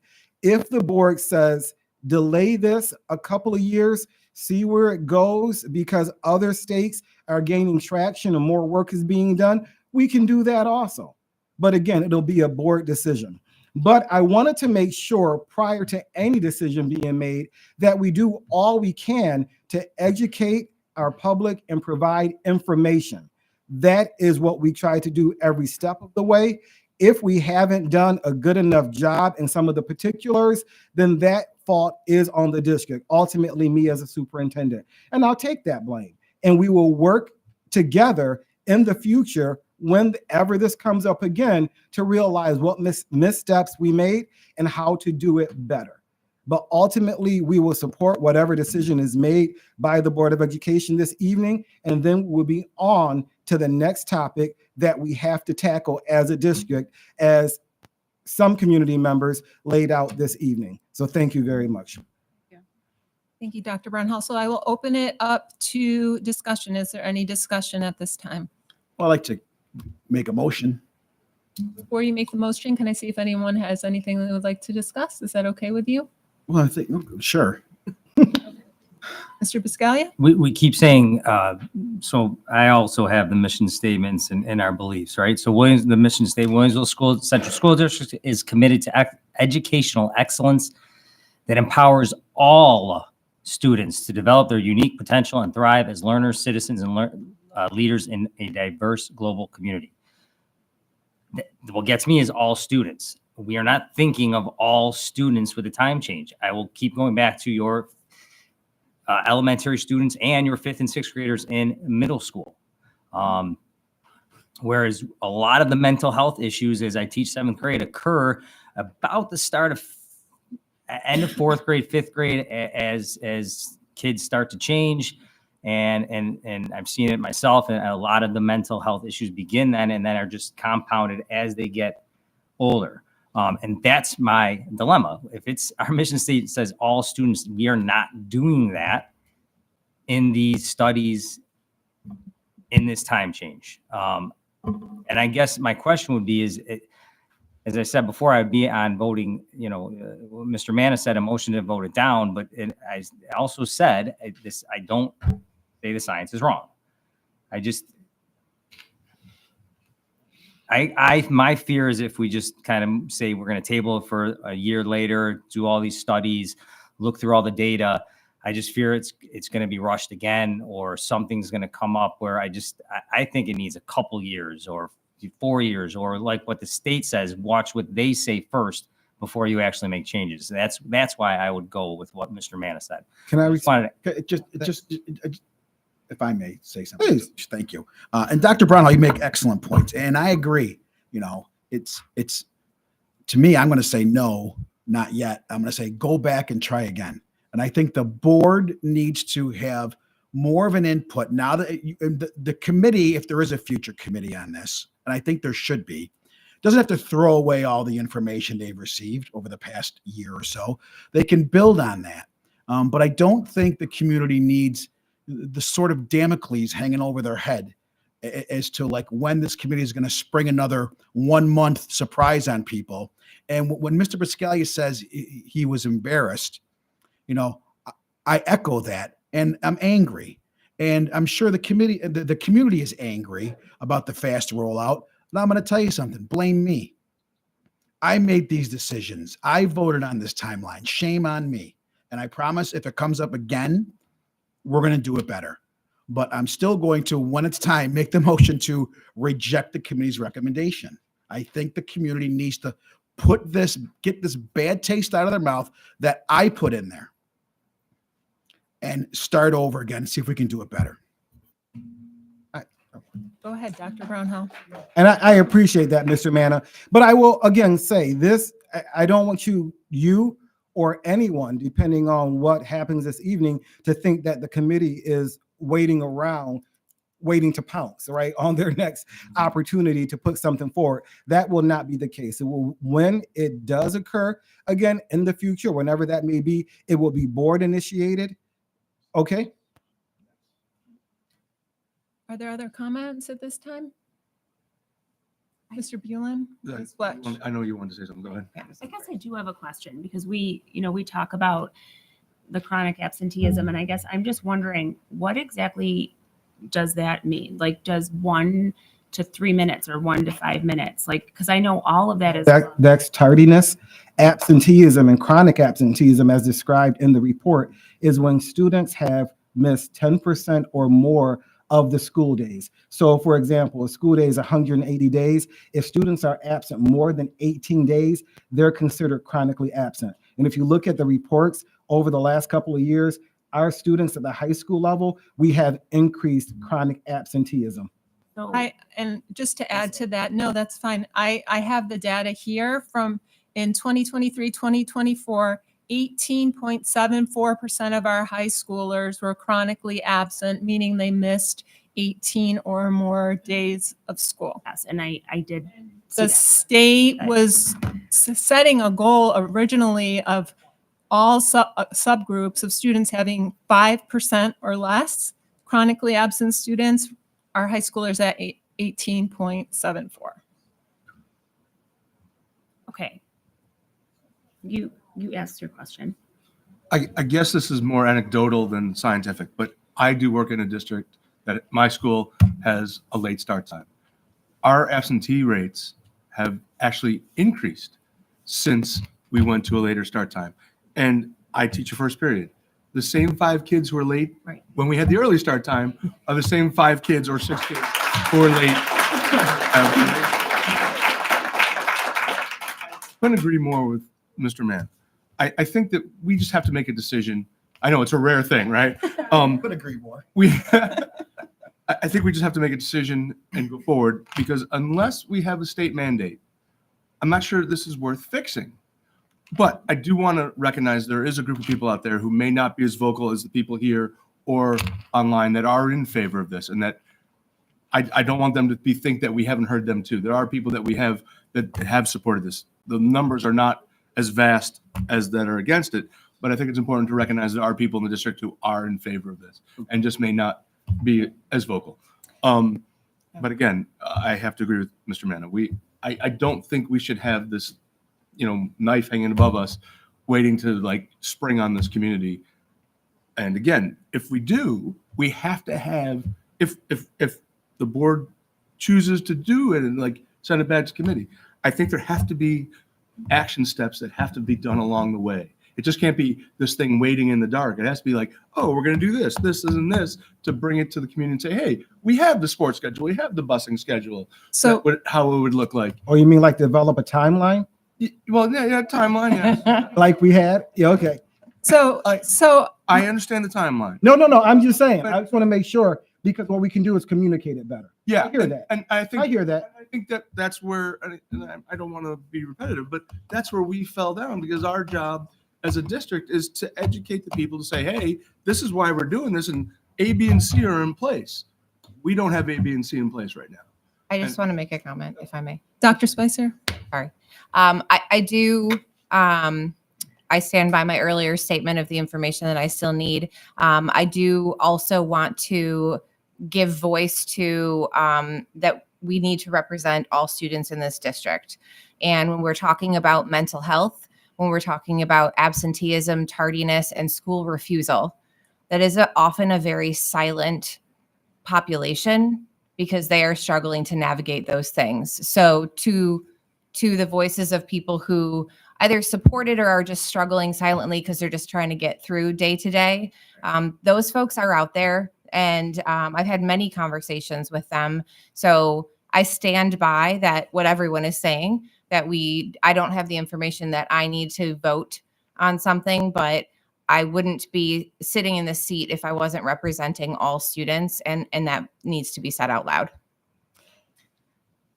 Thank you, Mr. Biscott. And I agree with that. I actually taught in an alternative school that was actually converted into it was originally an alternative hallway to a high school. They included middle schoolers because of that.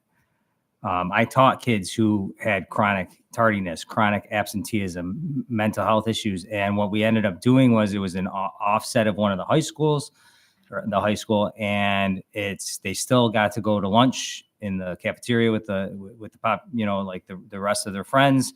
But then their start times, they altered the schedule where they didn't have to be in school till 9:30. They were in smaller classrooms of like 8 to 10 kids. And it actually produced and helped things too. So I do want to say that when I say all students, I do think of them as well. That's my point. There's alternative things we could be looking at other districts in this area that did things like that could help the school start time, and including helping that chronic absenteeism student or school hesitant, or not hesitant, I'm sorry, refusal. It's Yes. just it's not humorous is my point. I'm too. not making it a Real. joke. No, I know you're not. I totally agree with you. That's why I wanted to say, when I say all students, I only said elementary and middle school, but I do think of them as well. Those are those studies that I think should be done before we're just placing it upon the community.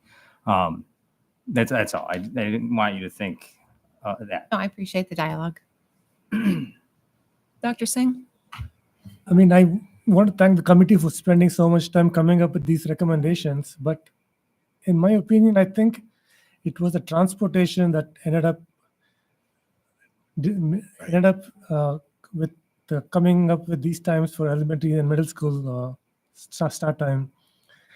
And I don't know if we'll ever find an optimal transportation schedule without spending too much money that will be equitable to all students. It seems like a big task for our school district. I mean, unless we have a state mandate that forces us to do it, I really don't see this happening unless we are willing to spend money and maybe some other resources to it.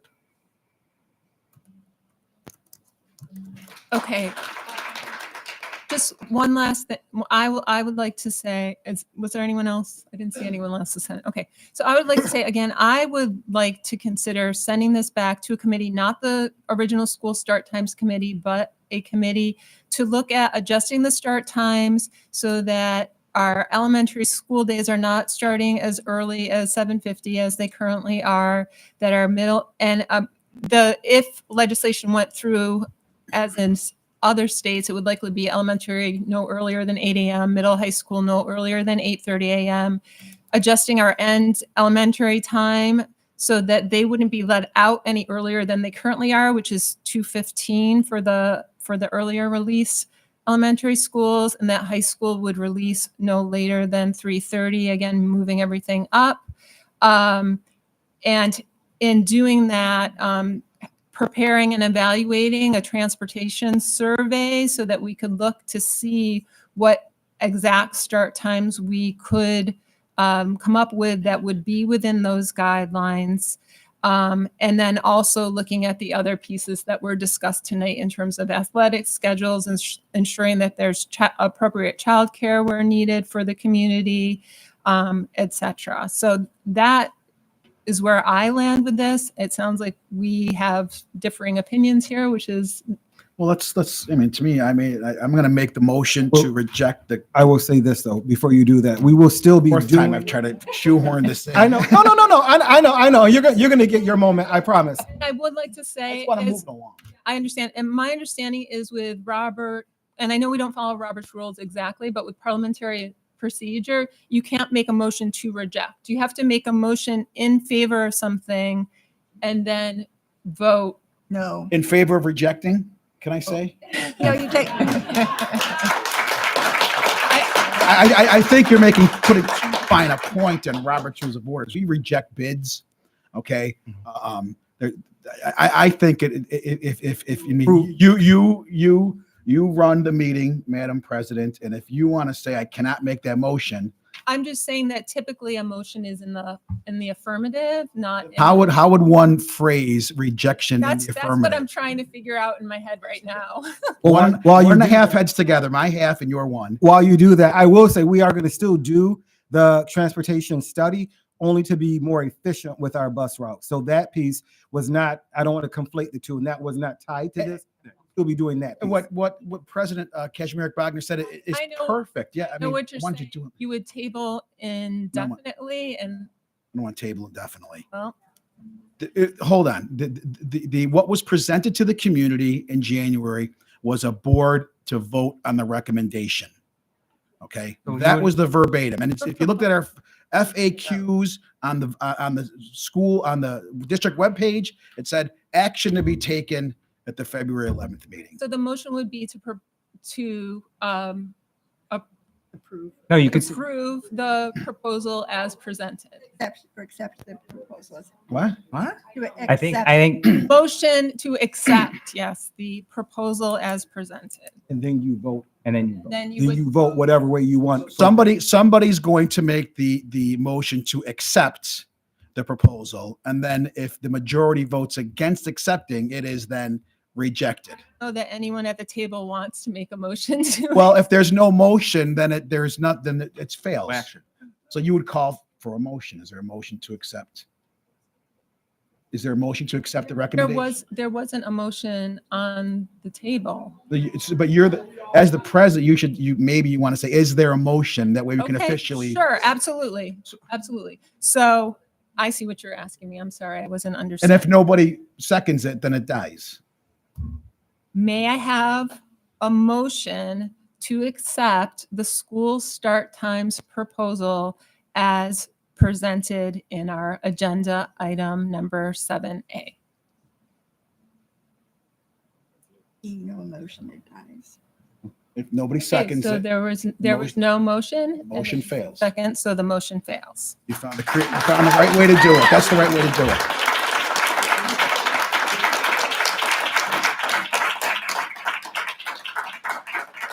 Okay, and now we can move on with our agenda I have a again. question. I do too. I have a Oh, question. well, we're moving. Let's moving on, Mr. Buell. And No, I just, I don't know. Question of procedure it's- or? Almost he nine has a o'clock. question on the procedure. Yeah. on the procedure. I just want to know what, if that means that this is now dead, right? Correct. Okay, just make sure. Okay, thank you. Yes. That's all. Okay. It was confusing. Well, the President Kazimierz Wagner is right. You have to have an affirmative, and if there's no second, then the Yeah. motion fails. There was no- Either by no second or by a majority voting against it. No motion. We're all good. Okay. Now, we can go on with our agenda because we have a lot to get through and it is 8:45. Okay. So may I have a motion to recess the regular board meeting to conduct our budget work session? Ms. Poulin, Ms. Bleckinger, all in favor? Motion carries unanimously.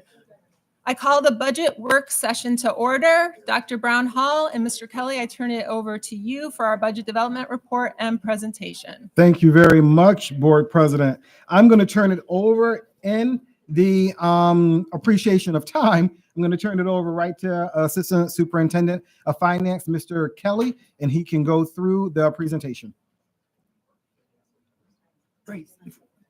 If we can get the presentation up, we'll spend a few minutes and talk about the budget development process. I want to just reiterate that this is a process that started a while ago.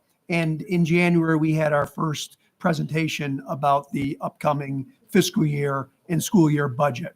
This is a continuation of that budget discussion and budget development process.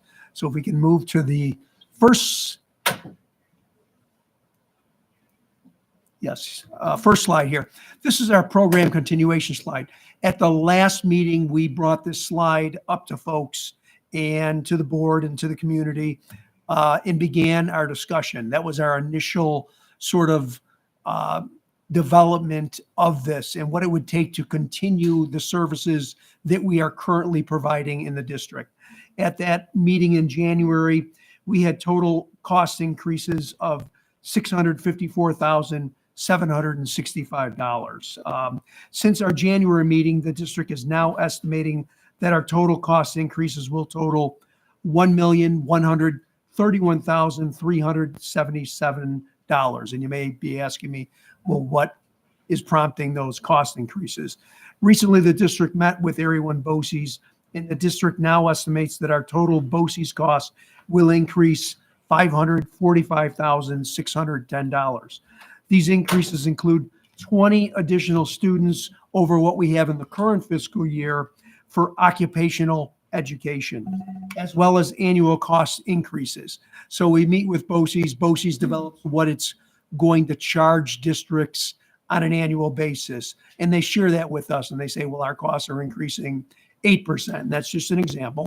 And you have this many more students that are going to participate in our occupational education programs. Therefore, these are your projected costs for next school year. So we've added those additional costs based on those conversations and that we've had with our local BOCES. I should note that the BOCES budget is not finalized and that more changes are possible. We will finalize as a district the BOCES budget in March, so next month. At this point, the district budget increases in total. These include all of the things that we talked at the last meeting, as well as, the health insurance increases, the bus transportation increases, and the employee salary increases. Total $11,777,343. This represents an increase of 5.06% over the current year's budget. This next slide, a very critical component of our budget development. This is the tax cap levy. On this slide, we always start with what the current year's tax cap levy is. So many of you will recall that for our current year's budget, that levy was set at $144,100,000. The district has a growth factor of 1. The growth factor is determined by the New York State Department of Taxation and Finance. You'll see that on that second line on this slide. Next, we have the Consumer Price Index, which is factored in. This is capped at 2%, and you'll notice in the margin, we have the Consumer Price Index. Again, this comes from the New York State Department of State. Moving further down below, we see the district's available carryover. This totals $1,504,000, and this is from last year, dollars that we didn't capture last year that we've carried forward into this year. Finally, we see the proposed tax cap levy of $148,845,213. This represents an increase of 3.29% over last year. I should note this is a preliminary tax cap levy and the budget's not finalized. Last year we had a preliminary tax cap levy and it ended up coming down a little bit compared to where we set it at the February meeting. That's to be determined for the upcoming year. I just want to point that out and give folks a little bit of context in terms of the budget development. Next up, we have our revenue budget. I'm happy to report that state aid revenues are up nearly $7.4 million from the current year. This is a pretty healthy increase, and I think as a district, we should be happy about that. Again, these state aid numbers are not finalized, and there could be potential changes further down the road. Transportation, foundation aid, and building aid saw the largest increases for the district. Moving down below state aid, our pilot income is down slightly from where we are this year, as are sales tax and interest income. These are projections based on what we see in the current environment. These will be finalized as we continue down the budget development process. But where we stand today, we're budgeting both sales tax and interest income down somewhat from where we had them for the current year. Next up, we have our fund balance. Last year, for the current fiscal year, we budgeted $3 million in fund balance. For the proposed budget where we stand today, we've budgeted $2.5 million in fund balance for next year's budget. The property tax levy comes next. Again, I've already mentioned that that's $148.8 million. Next, we have total revenues, which equal $242,306,818. Below that, you'll see total expenses, which equal $244,517,917. Again, we always want to present the district and the Board of Education a balanced budget. At this point in time, our budget shows a deficit of about $2.2 million. That means we have more work to do as a district. We're going to have to refine our revenue numbers. We're going to have to refine our expense numbers and close that gap as we continue down this process of developing the budget. But as of today, based on our revenue numbers where they stand and our expense numbers where they stand, we're showing a $2.2 million deficit that we have more work to do. I want to note one important factor when we're looking at this deficit. Our retirements that we're sort of talking about today and we'll know more next month are not factored in here. And when we factor in those retirements, we do expect that there will be savings and that our expenses will come down, and that will help us close that budget gap. Can I just, while we're still on this page, just want to mention, because the building aid and transportation aid, we have seen greater increases, and those are reimbursable aid categories from our expenses in the prior year. So we all know we entered into a new STA contract, our transportation expenses increased, and our building aid. We completed our security project, and that's where the reimbursable aid comes from, and that's why the increase in our building aid. Thanks so much for pointing that out. I really do appreciate the context. One moment. Okay, on the next slide, we sort of have a summary of where we stand today. We know our working budget totals $244,517,917. Again, this represents an increase of 5.06%. Our tax cap is currently set at $148,845,213. This is a 3.29% increase.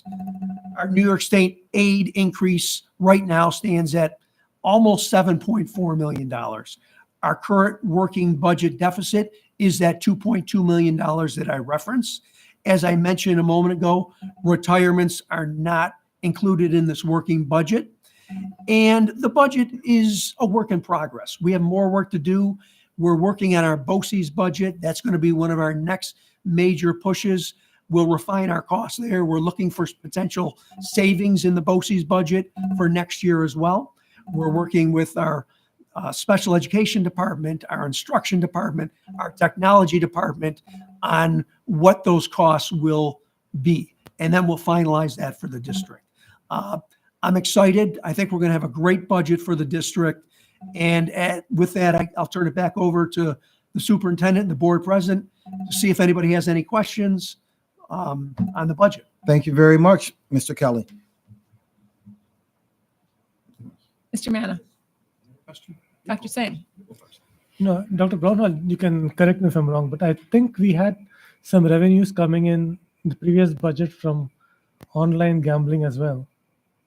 Well, no, we didn't. That was through the governor's office, right? Through the governor's office. And it was a surprise to school districts across the state about that online gambling and the amount of money that was earmarked in that category. But that's not something we can expect every year, right? No. Okay. No. Mr. Manna? Well, I mean, Well, you say, Mr. Manna? Way I've been betting, you can expect a lot. So I have a question, Mr. Kelly, on the pilot. Okay, the payment in lieu of taxes. I'm sure I'm referring to. So, is it true that we're $429,000 less than what we anticipated?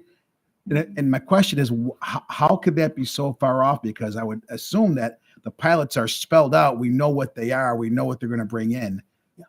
So the pilots change every year. For folks that don't know the way pilots work, there's an agreement made and it comes to the district and it's over a set period of time over a number of years. So every year, some pilots may fall off as they sort of expire, if you will, and other new pilots come on board, which may not be the same dollar values that we had in the prior pilots. So that's where the variance come from with our pilots and what we're seeing right now. But still, you would expect that you'd be able to narrow down that number because you know which ones are coming off and you know that value. So what you don't know is the ones that are going to come on in between. We not criticizing at all. What happens is the town sends us a report every year. We keep very, very detailed records of the pilots, and over the course of the year, we update them.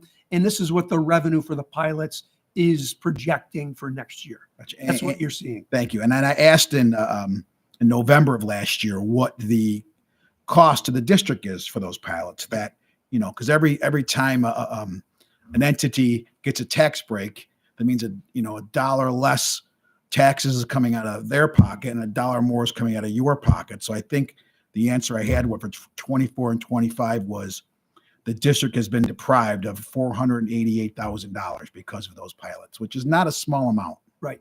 Yeah. And I do remember you asking the question. I know we provided that. I really wish my memory is good enough to tell you exactly what that might was. Thank you, Mr. Kelly. Mr. Bulin. No, it's all right. Go. Here's my question. If we were relying only on retirements to close the gap of the budget, what number would that be to make a balanced budget? Can you tell me that, or is that? I don't know that off the top of my head because right now I think, as part of the agenda for the personnel, we have somewhere in the neighborhood of about 25 retirements that are on there. But these are the folks that I believe, as I understand it, are eligible for the retirement incentive as well. And we're going to have possibly another group of employees that will come forward for next month in folks that would not necessarily be eligible for that retirement incentive. So that will potentially add additional numbers to that. So it would really be guesswork for me to speculate on that right now. We want to also stress, especially when it comes to teacher retirements, because it's not as it used to be, right? You retire someone at top step, you hire someone at the first step. Well, we have to pay the retirement incentive, so that comes out of any savings. And it's very rare nowadays that you're hiring someone at first step because of the teacher shortage. We're actually recruiting teachers from other districts that are coming in with a significant amount of teaching, so they're not starting at step one. So that change, that delta, is getting increasingly smaller every year for each retirement. Well, that makes sense. Mr. Biscaglia? I just had a comment and a question. My first year, I remember being on the board, God, a long time ago now. I saw a big deficit, and I asked questions about losing services and teachers and classes and things like that. I just want to say, Dr. Brown Hall came on and has done a wonderful job. Mr. Matursky has, and I know Mr. Kelly as well is continuing that trend. Williamsville is a district that continues to truly work as hard as they can to get a budget in line and provide what our students need and deserve. So when you see, I know family members would see, $2 million budget. Oh my God, is there going to be cuts or this or that? You guys work extremely hard to make sure there's no cuts to services, classes, teachers, et cetera. And I know that gap will, eventually, be narrowed down. So I just, compliment you all on that work. I guess my question is, and you might not be able to answer this, in terms of the Rockefeller, I know we had information prior and other board meetings, but is there any other word on exactly how that's going to, I know she came out with finance, because I know we're considered a wealthier district, and that's my worry is a lot of the findings are they're going to take money from the wealthier districts. And I guess it's not even this year's budget, is more down the line. Well, how they're going to do foundational aid. I'm sorry. And we don't know down the line yet, but the governor did take some of the recommendations, some of the ones, and she did implement them this year. The beauty of the Rockefeller report is that she is able, they did not develop a new foundation aid formula. The governor is able to take what recommendations she felt would benefit school districts, and some benefited some school districts, some didn't. So even in our region, some districts didn't have as higher percentage as they need, right? I heard from one superintendent, their percentage increase won't even cover their increased health insurance costs. So it was different for every district, how the pieces of the Rockefeller Institute recommendations that were implemented impact each district. So we, again, going back to looking at our increase in aid, it really came down to, yes, we did get a little bit more in foundation aid, but because of our transportation aid and our building aid, that really gave us a significant bump. Are there any other questions regarding the budget? I just wanted to make one quick comment. On Friday, I attended the NISBA Capital Conference, and one of the items that they mentioned that was not included in the governor's executive budget proposal was the BOCES aidable salary cap. What I did not know, I knew the current cap was $30,000. That was set in 1992. Which I did not know. And they talked about how many more students are accessing the BOCES career and technical education, occupational services areas, and how because this cap is set so low, districts are bearing that cost. So I just wanted to point out there is group organization, NISBA being one of them, and other educational conference board groups that are advocating for fully increasing to the actual average current median salary is around $84,000 to increase it to the current level, or if not, to plan a phase in. So that is on the table. Hopefully we can get that through the legislation. So just wanted that comment. Anything else? Okay, we will now have our public forum for the 2025-2026 budget only. Anyone wishing to address the board regarding the budget may approach the podium at this time.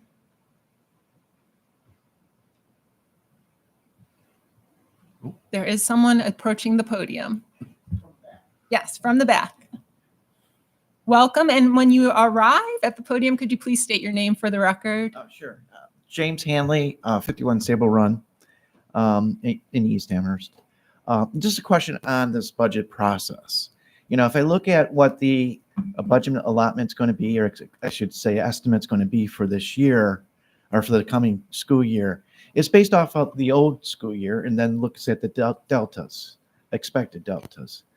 So my question is, for this school year, there is this status report, and if I'm reading this right, the projected budget was, well, around $234 million, but it seems like there's like 39 that may not be spent. Is that correct? Can you define that, the 39? I guess that's what I'm trying to read this.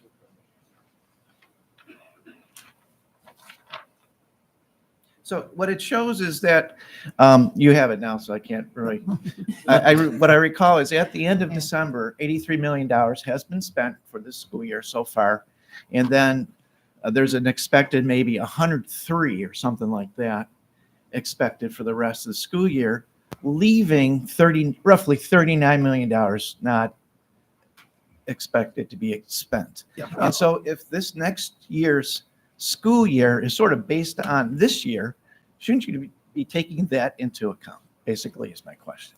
So what I would say about a lot of these numbers here, that 38 million, a lot of these are reserves.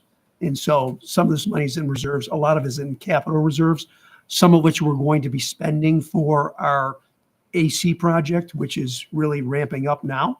And the board approved the spending for that, which will use some of these reserves for the project coming out. As you may know, that project in total is about $87 million.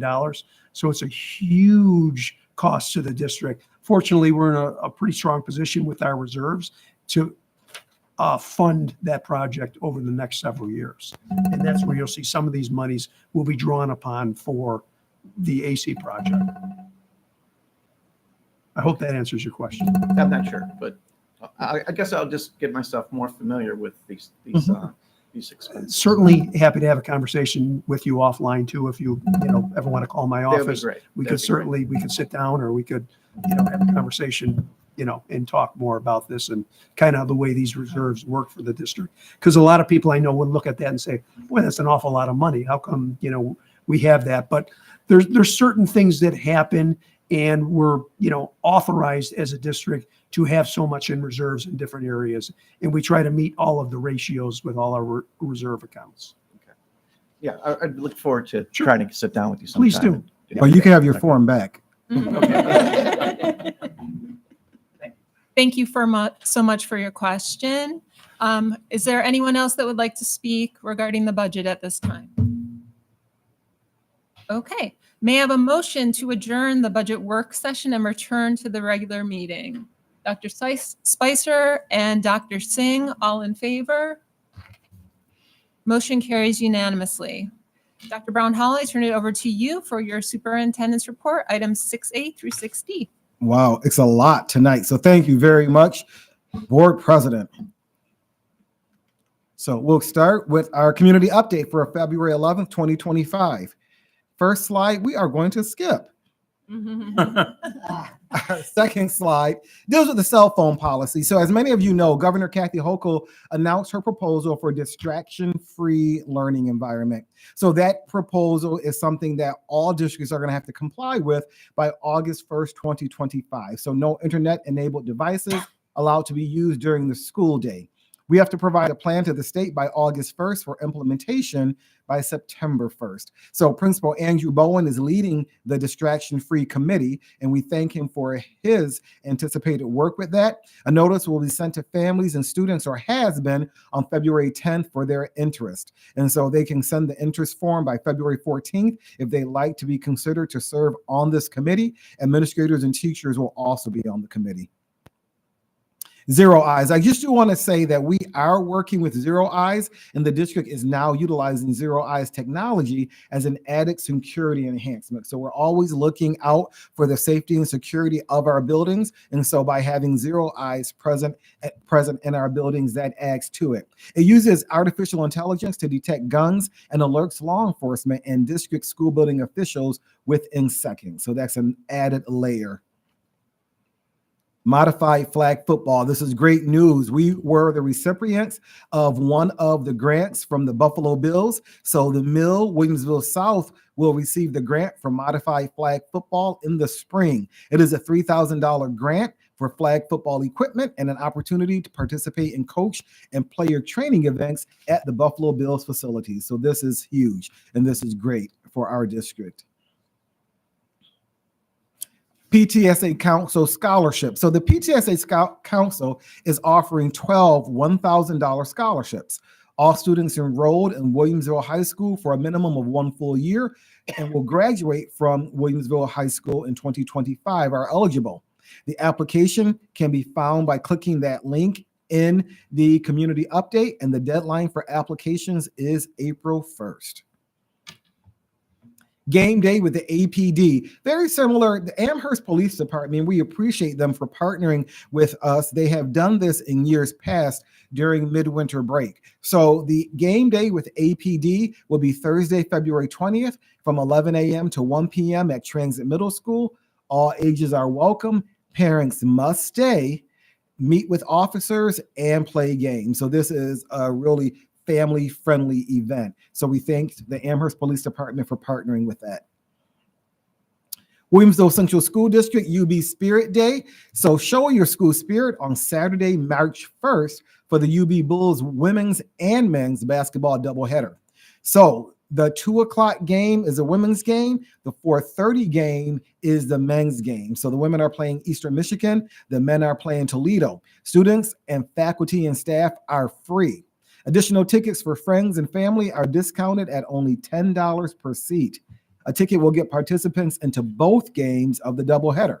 Tickets can be secured by clicking on this link in the community update. We are proud to celebrate Black History Month this month, and so we do have individuals of significance listed on our website.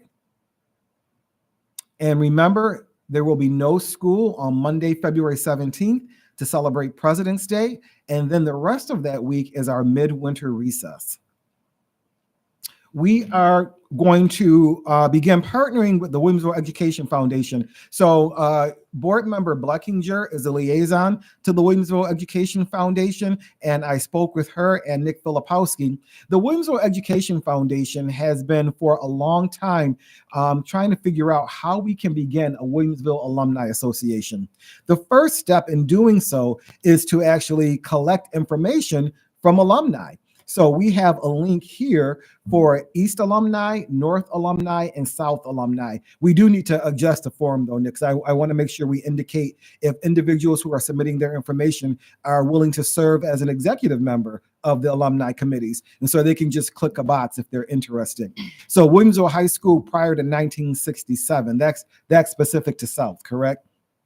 So I encourage you, if you know someone, friends and family, please click on the link and submit your information so we can begin to build the database for an eventual Williamsville Alumni Association. And then we will have separate alumni associations at East, North, and South. Alumni associations do contribute a great deal to the workings of a school district and their specific high schools. And that's the community update for February 11th, 2025. Any questions, board members? Yes. I had a question. I just thought it important to underscore the PTSA Council scholarship. At least 2 scholarships go to each of the high schools, and then the rest of the difference, there's 12 in total. So each of the high schools get 2, and then the applicants get the rest. I think that's important because I know they're always trying to drive more applicants to that scholarship. So I just wanted to underscore your point. Thank you. And that's a considerable amount. Yes. $1,000. That ain't no chump change. Absolutely. Dr. Singh. No, I just wanted to thank you for creating the alumni. It's a great networking opportunity for all our students. Absolutely. It'll go a long way. Thanks. Yep. And we're still, again, this is still in the infancy. We're talking with the Williamsville Education Foundation about what that will look like, because we're looking at maybe having an alumni coordinator at each school. But that's something the Williamsville Education Foundation will work with us with on how that position will be funded. So we're still in conversations. And with board member Bleckinger being the liaison, we can have conversations too on the district end. Thanks. Absolutely. Any other questions? We're going to move right to 6B, which is the review draft of the 25-26 student calendar. So that is in the board packet for individuals to please review. You will see that this year, again, we did get feedback when I visited many of the PTA and PTSA meetings. But this year, Erie Wambosi's, the JMT developed calendar has 2 weeks off at winter recess. So other school districts in our region, I know last year was just ourselves and I believe Alden, but many more schools, because of the way the days fall, will have the 2 weeks off at the winter recess. Can I ask a question? Mr. Bueller. I guess I want to see if we can add Rosh Hashanah to the calendar as a day off. And because I noticed that the Lunar New Year does not fall during the school year, it would be the same, at least during the school week, it would be the same amount of days as this year for these kind of holidays. And I would also, I guess, make a motion to push it back to the committee to reconsider to add Rosh Hashanah and to include Rosh Hashanah and Yom Kippur as days that we recognize as days off from Williamsville schools. So that's the appropriate way to do that, correct? Right. So the DEI calendar subcommittee is a subcommittee that presented the recommendations to the board last year based on legislative items that were sent through the state, never made it to the governor's desk. But that would be the correct way to do it. But I will say that it would not be the same as this year. It would be reducing the calendar by 1 day, reducing the number of snow days. So I just want to make that clarification. Okay. So do I make that motion? You can make that motion to have that recommendation to have Rosh Hashanah considered, because both Yom Kippur and Rosh Hashanah fall during the school. Right. And that won't happen again until 2029. Right. But you can definitely make that motion to have it sent to the DEI calendar subcommittee. So you made that motion? Yes, Mr. I'm making Flynn? it. Is there a second? Mr. Manna? Is there any discussion? I have a question. So Please. if it were to go back to the committee, how long do you think it would take before the recommendation would be ready for us to vote on? Good question, because next week we are in midwinter recess. So we probably have a meeting scheduled at the beginning of March. It probably would not be ready for the March 11th meeting, but I would encourage the board to adopt the calendar at the March 11th meeting. When the recommendation comes from the DEI calendar subcommittee, they can then amend the calendar or leave it as is. Can I ask a question? Yeah. Can we just do that? Can we just make that of the policy of the board to include those holidays as days that would not be school days? I would not make it the policy of the board. I would definitely go through the same process that we did. Not saying that you can't, but I would definitely go through the same process that we did and then have it brought back to have it voted on. And I would just say we would want that to happen for anybody else who would bring forward potential for another day to be added. So I think to be consistent. Right. I guess this is also the same committee that didn't have Rosh Hashanah on at all last year. So are we directing them to consider it or to add it? To add it. They've already considered it. To add it. I guess to add it. Yeah. My understanding was if, and again, this happened back in December of 2023 when we originally approved the non-public holidays and added them to the calendar. My understanding was at that time, Rosh Hashanah was not one of the ones that they had considered. Am I correct? That is correct, because it was not part of any of the legislative items that were sent to the state legislator for consideration. And that was part of the discussion that happened at the table, was ensuring that whatever holidays we add, because there could be requests in the future for other holidays, that we use the same process so we can ensure that it's equitable. So I believe that's the proper way to go, but obviously the board may feel otherwise. Mr. Buscalia? How many snow days are built in? Five, right? Five to this calendar, yes. Well, and we don't want to, we got to be careful. We don't want to call them snow days anymore. We want to call them emergency closure days. Because of the heat. Because with the heat index days, we will probably be using, You're right. We had to do last year when we had to send kids a half day. I asked that because, obviously the 180 days has to do with funding as well. And it's now with new legislation with the heat, I respect the Jewish holiday. I don't mean to say no. Those are questions I have. And then in terms of if those happens, I know in snow days, if it's considered a state of emergency, you can technically get that back, but it takes doesn't it take a year of the process? Well, this is a funny thing that you bring that up, because apparently there is some question around when an emergency declaration is declared. Are the snow days can you really claim them if you didn't truly had to call a snow? So there's a lot of discrepancy and discussion about that at the state ed level and at the governor's level, because if you look at the emergency declaration, it was for a period of over a month, and they said all of those days do not count.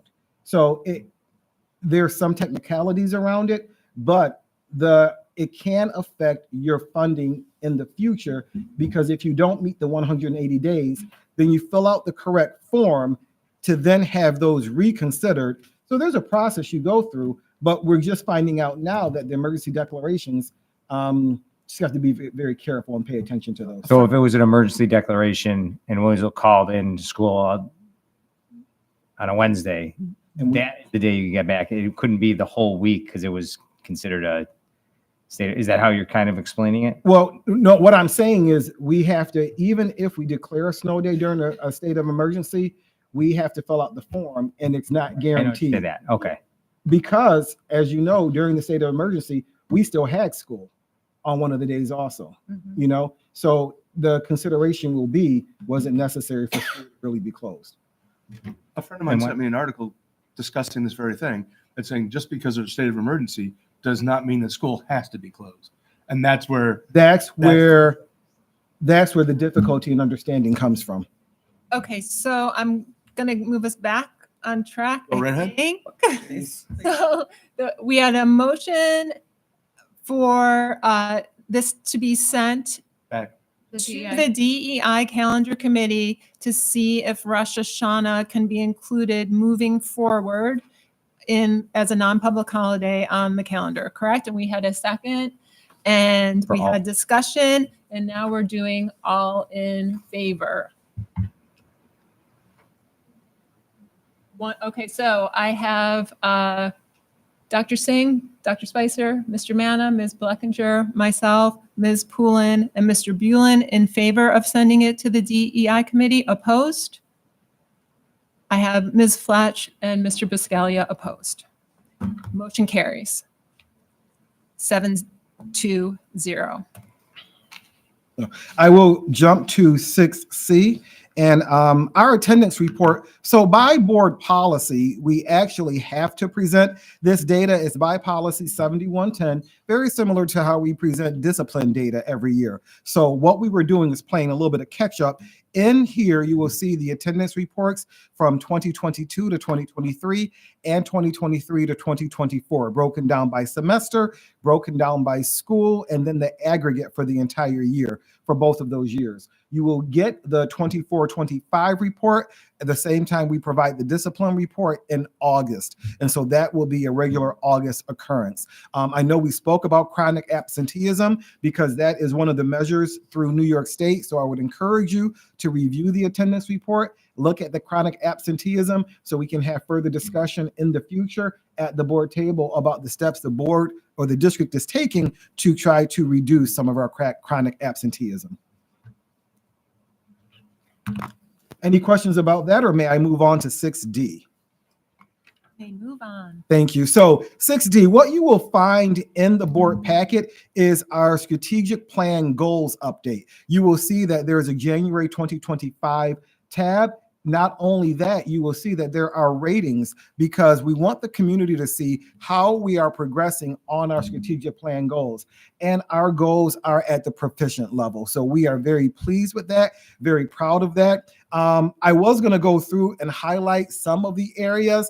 However, it is a very detailed plan. I encourage the board and the community to go through and look at the January 2025 highlights and look at the ratings that were given for each of the goals and goal activities. And we are very proud of the work that has taken place in the district in regard to our strategic plan.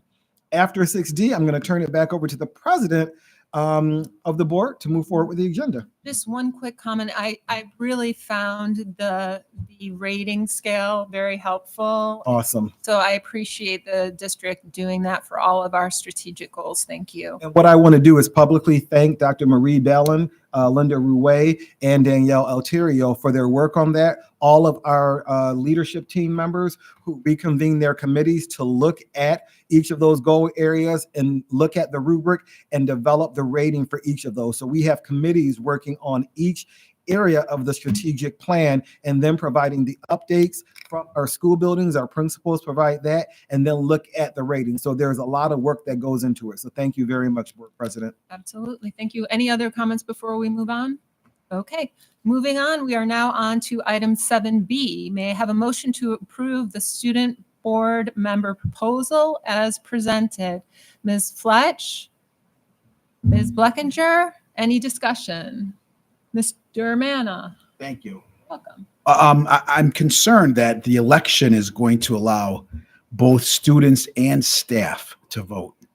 I don't think that the staff, the teachers should be bothered to vote. They have enough on their minds. I think it's improper for the students to lobby teachers or administrators to vote for them. Teachers have enough things to do. The law does not allow, in my reading of it, staff to vote. It lists 5 or 6 different ways that the student is chosen.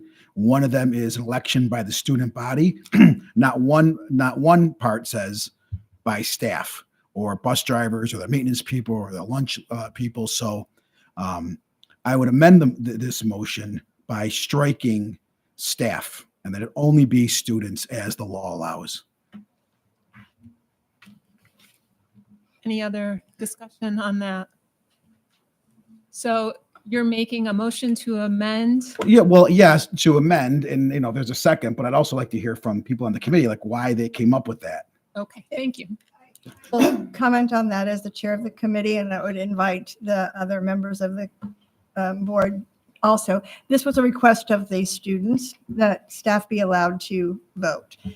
Their reasoning for wanting staff to be allowed to vote was to mitigate the popularity factor. And that was, and we are wanting to elevate student voice. So I did not feel that that was appropriate to say that they could not vote. And they don't have to vote. They don't have to. choose not to. So Yeah. they're too busy or don't feel like voting. They have that option too. Well, I'm going to thank you for that answer. Again, I'm going to go back to I want to elevate following the law and elevate the direction of this school board, who I think in October created the method by which the student will be elected. And it says that we all voted on it unanimously. Students selected by their student body and selected by their high school principal. I understand the principal part of it. He's going to be part of the what was that? I said or she. Or she deciding who will be on the ballot. But nowhere in the board's votes say teachers. And I understand the students want to involve the teachers, but we have to follow the board rules and follow the law. Students want to create their own tests and then grade their own tests and then put their grade on their own paper. We have to follow what the guidelines are. And my concern is, besides the staff being harassed by students seeking their vote, is that if I'm a student and I lose the election by 10 votes and the staff votes could be determinative of me losing that vote, I'm going to look at the law and look at the board resolution and say, where does it say that the staff can vote? It doesn't. So we shouldn't be. I think the first thing you want to teach a student who's going to be sitting on this board is you follow the direction of the majority of the board and you follow the law. That is the most important lesson to be taught here. Not that this is what the students want. So again, my amendment is simply to follow the board resolution and the law, and that it's an election by the student body. Any further comments on that? Okay, is there a second so the motion is, can you repeat? Sure. My motion would be to strike the staff being allowed to vote.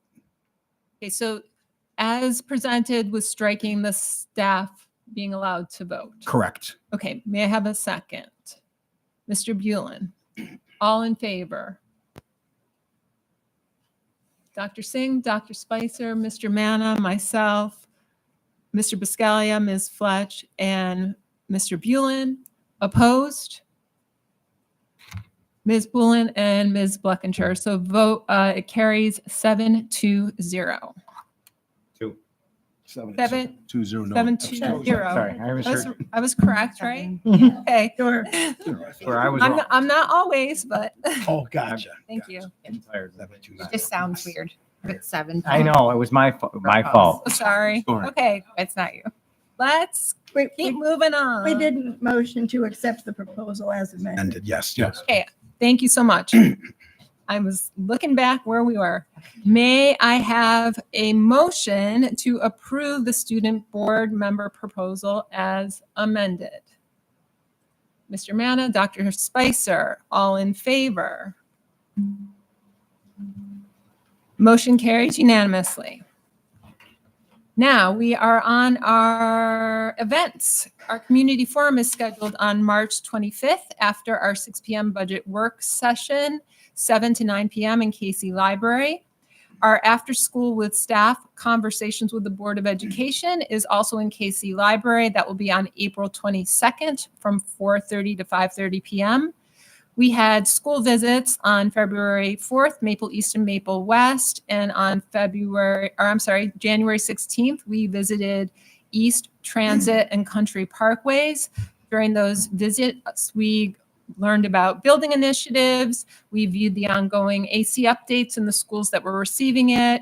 And we also observed some very engaging and impressive instructions in our classroom. So thank you to all involved in those school visits. Ms. Carey will coordinate dates for onboarding committee meeting in March, for the Board of Education retreat in April, and for rescheduling our January 28th policy committee meeting, which was canceled. Our upcoming school visits are all listed in board docs. And are there any board member comments or questions regarding any of these items? Ms. Poulin. In regards to the student board member, we will need a policy for that. So I don't know if that goes to the policy committee or because that was not in the purview of the committee to develop the policy. Thank you for bringing that up. We will make sure that that happens. Thank you. And so do you recall if there was a date that I know that July 1st. It's implemented by July 1st. So as long as we have the policy approved by July 1st. Okay, thank you. Yes, Mr. Biscaglia. Just as a note for Ms. Carey, my name's not on the after school staff conversation. Maybe I didn't reply, but I am going. You had said no. Did I really? Yeah. All right. Is it now a yes? I'm changing it to a yes. So I said it might have been my fault. Sorry, my apologies. Okay, any other comments or questions before we move on? Okay, 7D, 7E, board candidate information and vote information items are in board docs.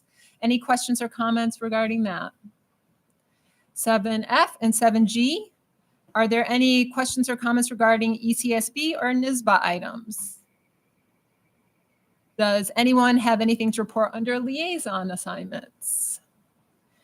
We received correspondence from community members on school start times, student safety, transportation, and hiring practices.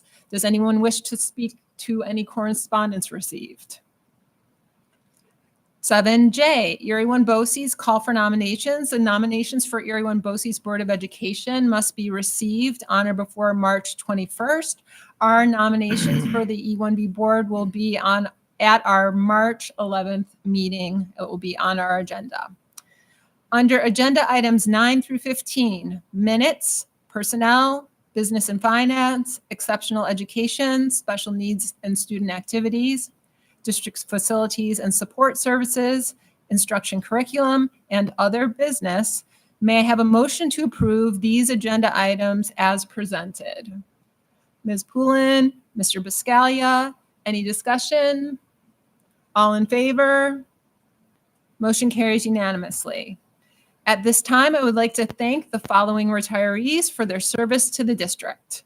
Randall Ball, Forest Elementary School with 27 years of service. Lynn Battaglia, Heim Elementary School with 36 years of service. Julie Boucher, North High School with 23 years of service. Linda Carl, Casey Middle School with 33 years of service. Carla Catalano, East High School with 21 years of service.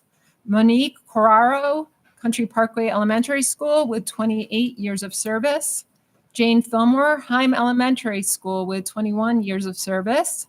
Nancy Foltz, Heim Elementary School with 29 years of service. Susan Hannafin, Maple West Elementary with 18 years of service. Catherine Canali, Maple West Elementary School, 31 years of service. Linda Kane, school counselor at Maple East and Dodge with 24 years of service. Laura Kennedy, South High School with 28 years of service. Claire May, Casey Middle School with 22 years of service. Marguerite McDonald, East High School with 30 years of service.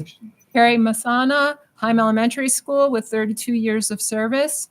Marsha Orelman, South High School with 20 years of service. Joseph Pullman, Heim Elementary School with 29 years of service. Linda Rouet, Director of Professional Learning, 14 years of service. David Saia, I hope that's right, School Media Specialist, Heim Middle School with 29 years of service. Heidi Schatz, Casey Middle School with 31 years of service. Michelle Safransky, Casey Middle School with 21 years of service. Annette Tribuco, Mill Middle School with 21 years of service. Renee Zontek, South High School with 26 years of service. Cindy Wolf, North High School with 30 years of service. Doreen Zach, social worker, Forest Elementary School with 35 years of service. Employee number 03320 with 30 years of service. And Lisa Hinka, Human Resources Department with 34 years of service.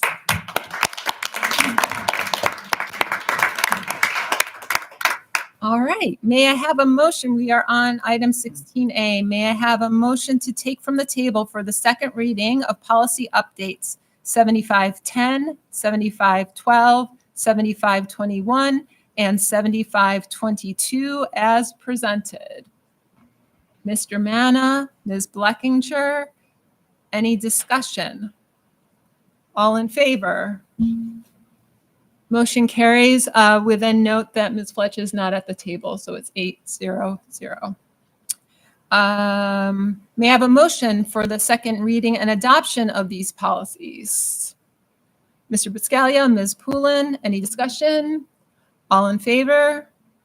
Again, motion passes 8-0-0. May I have a motion for the first reading of policy 3421 as presented?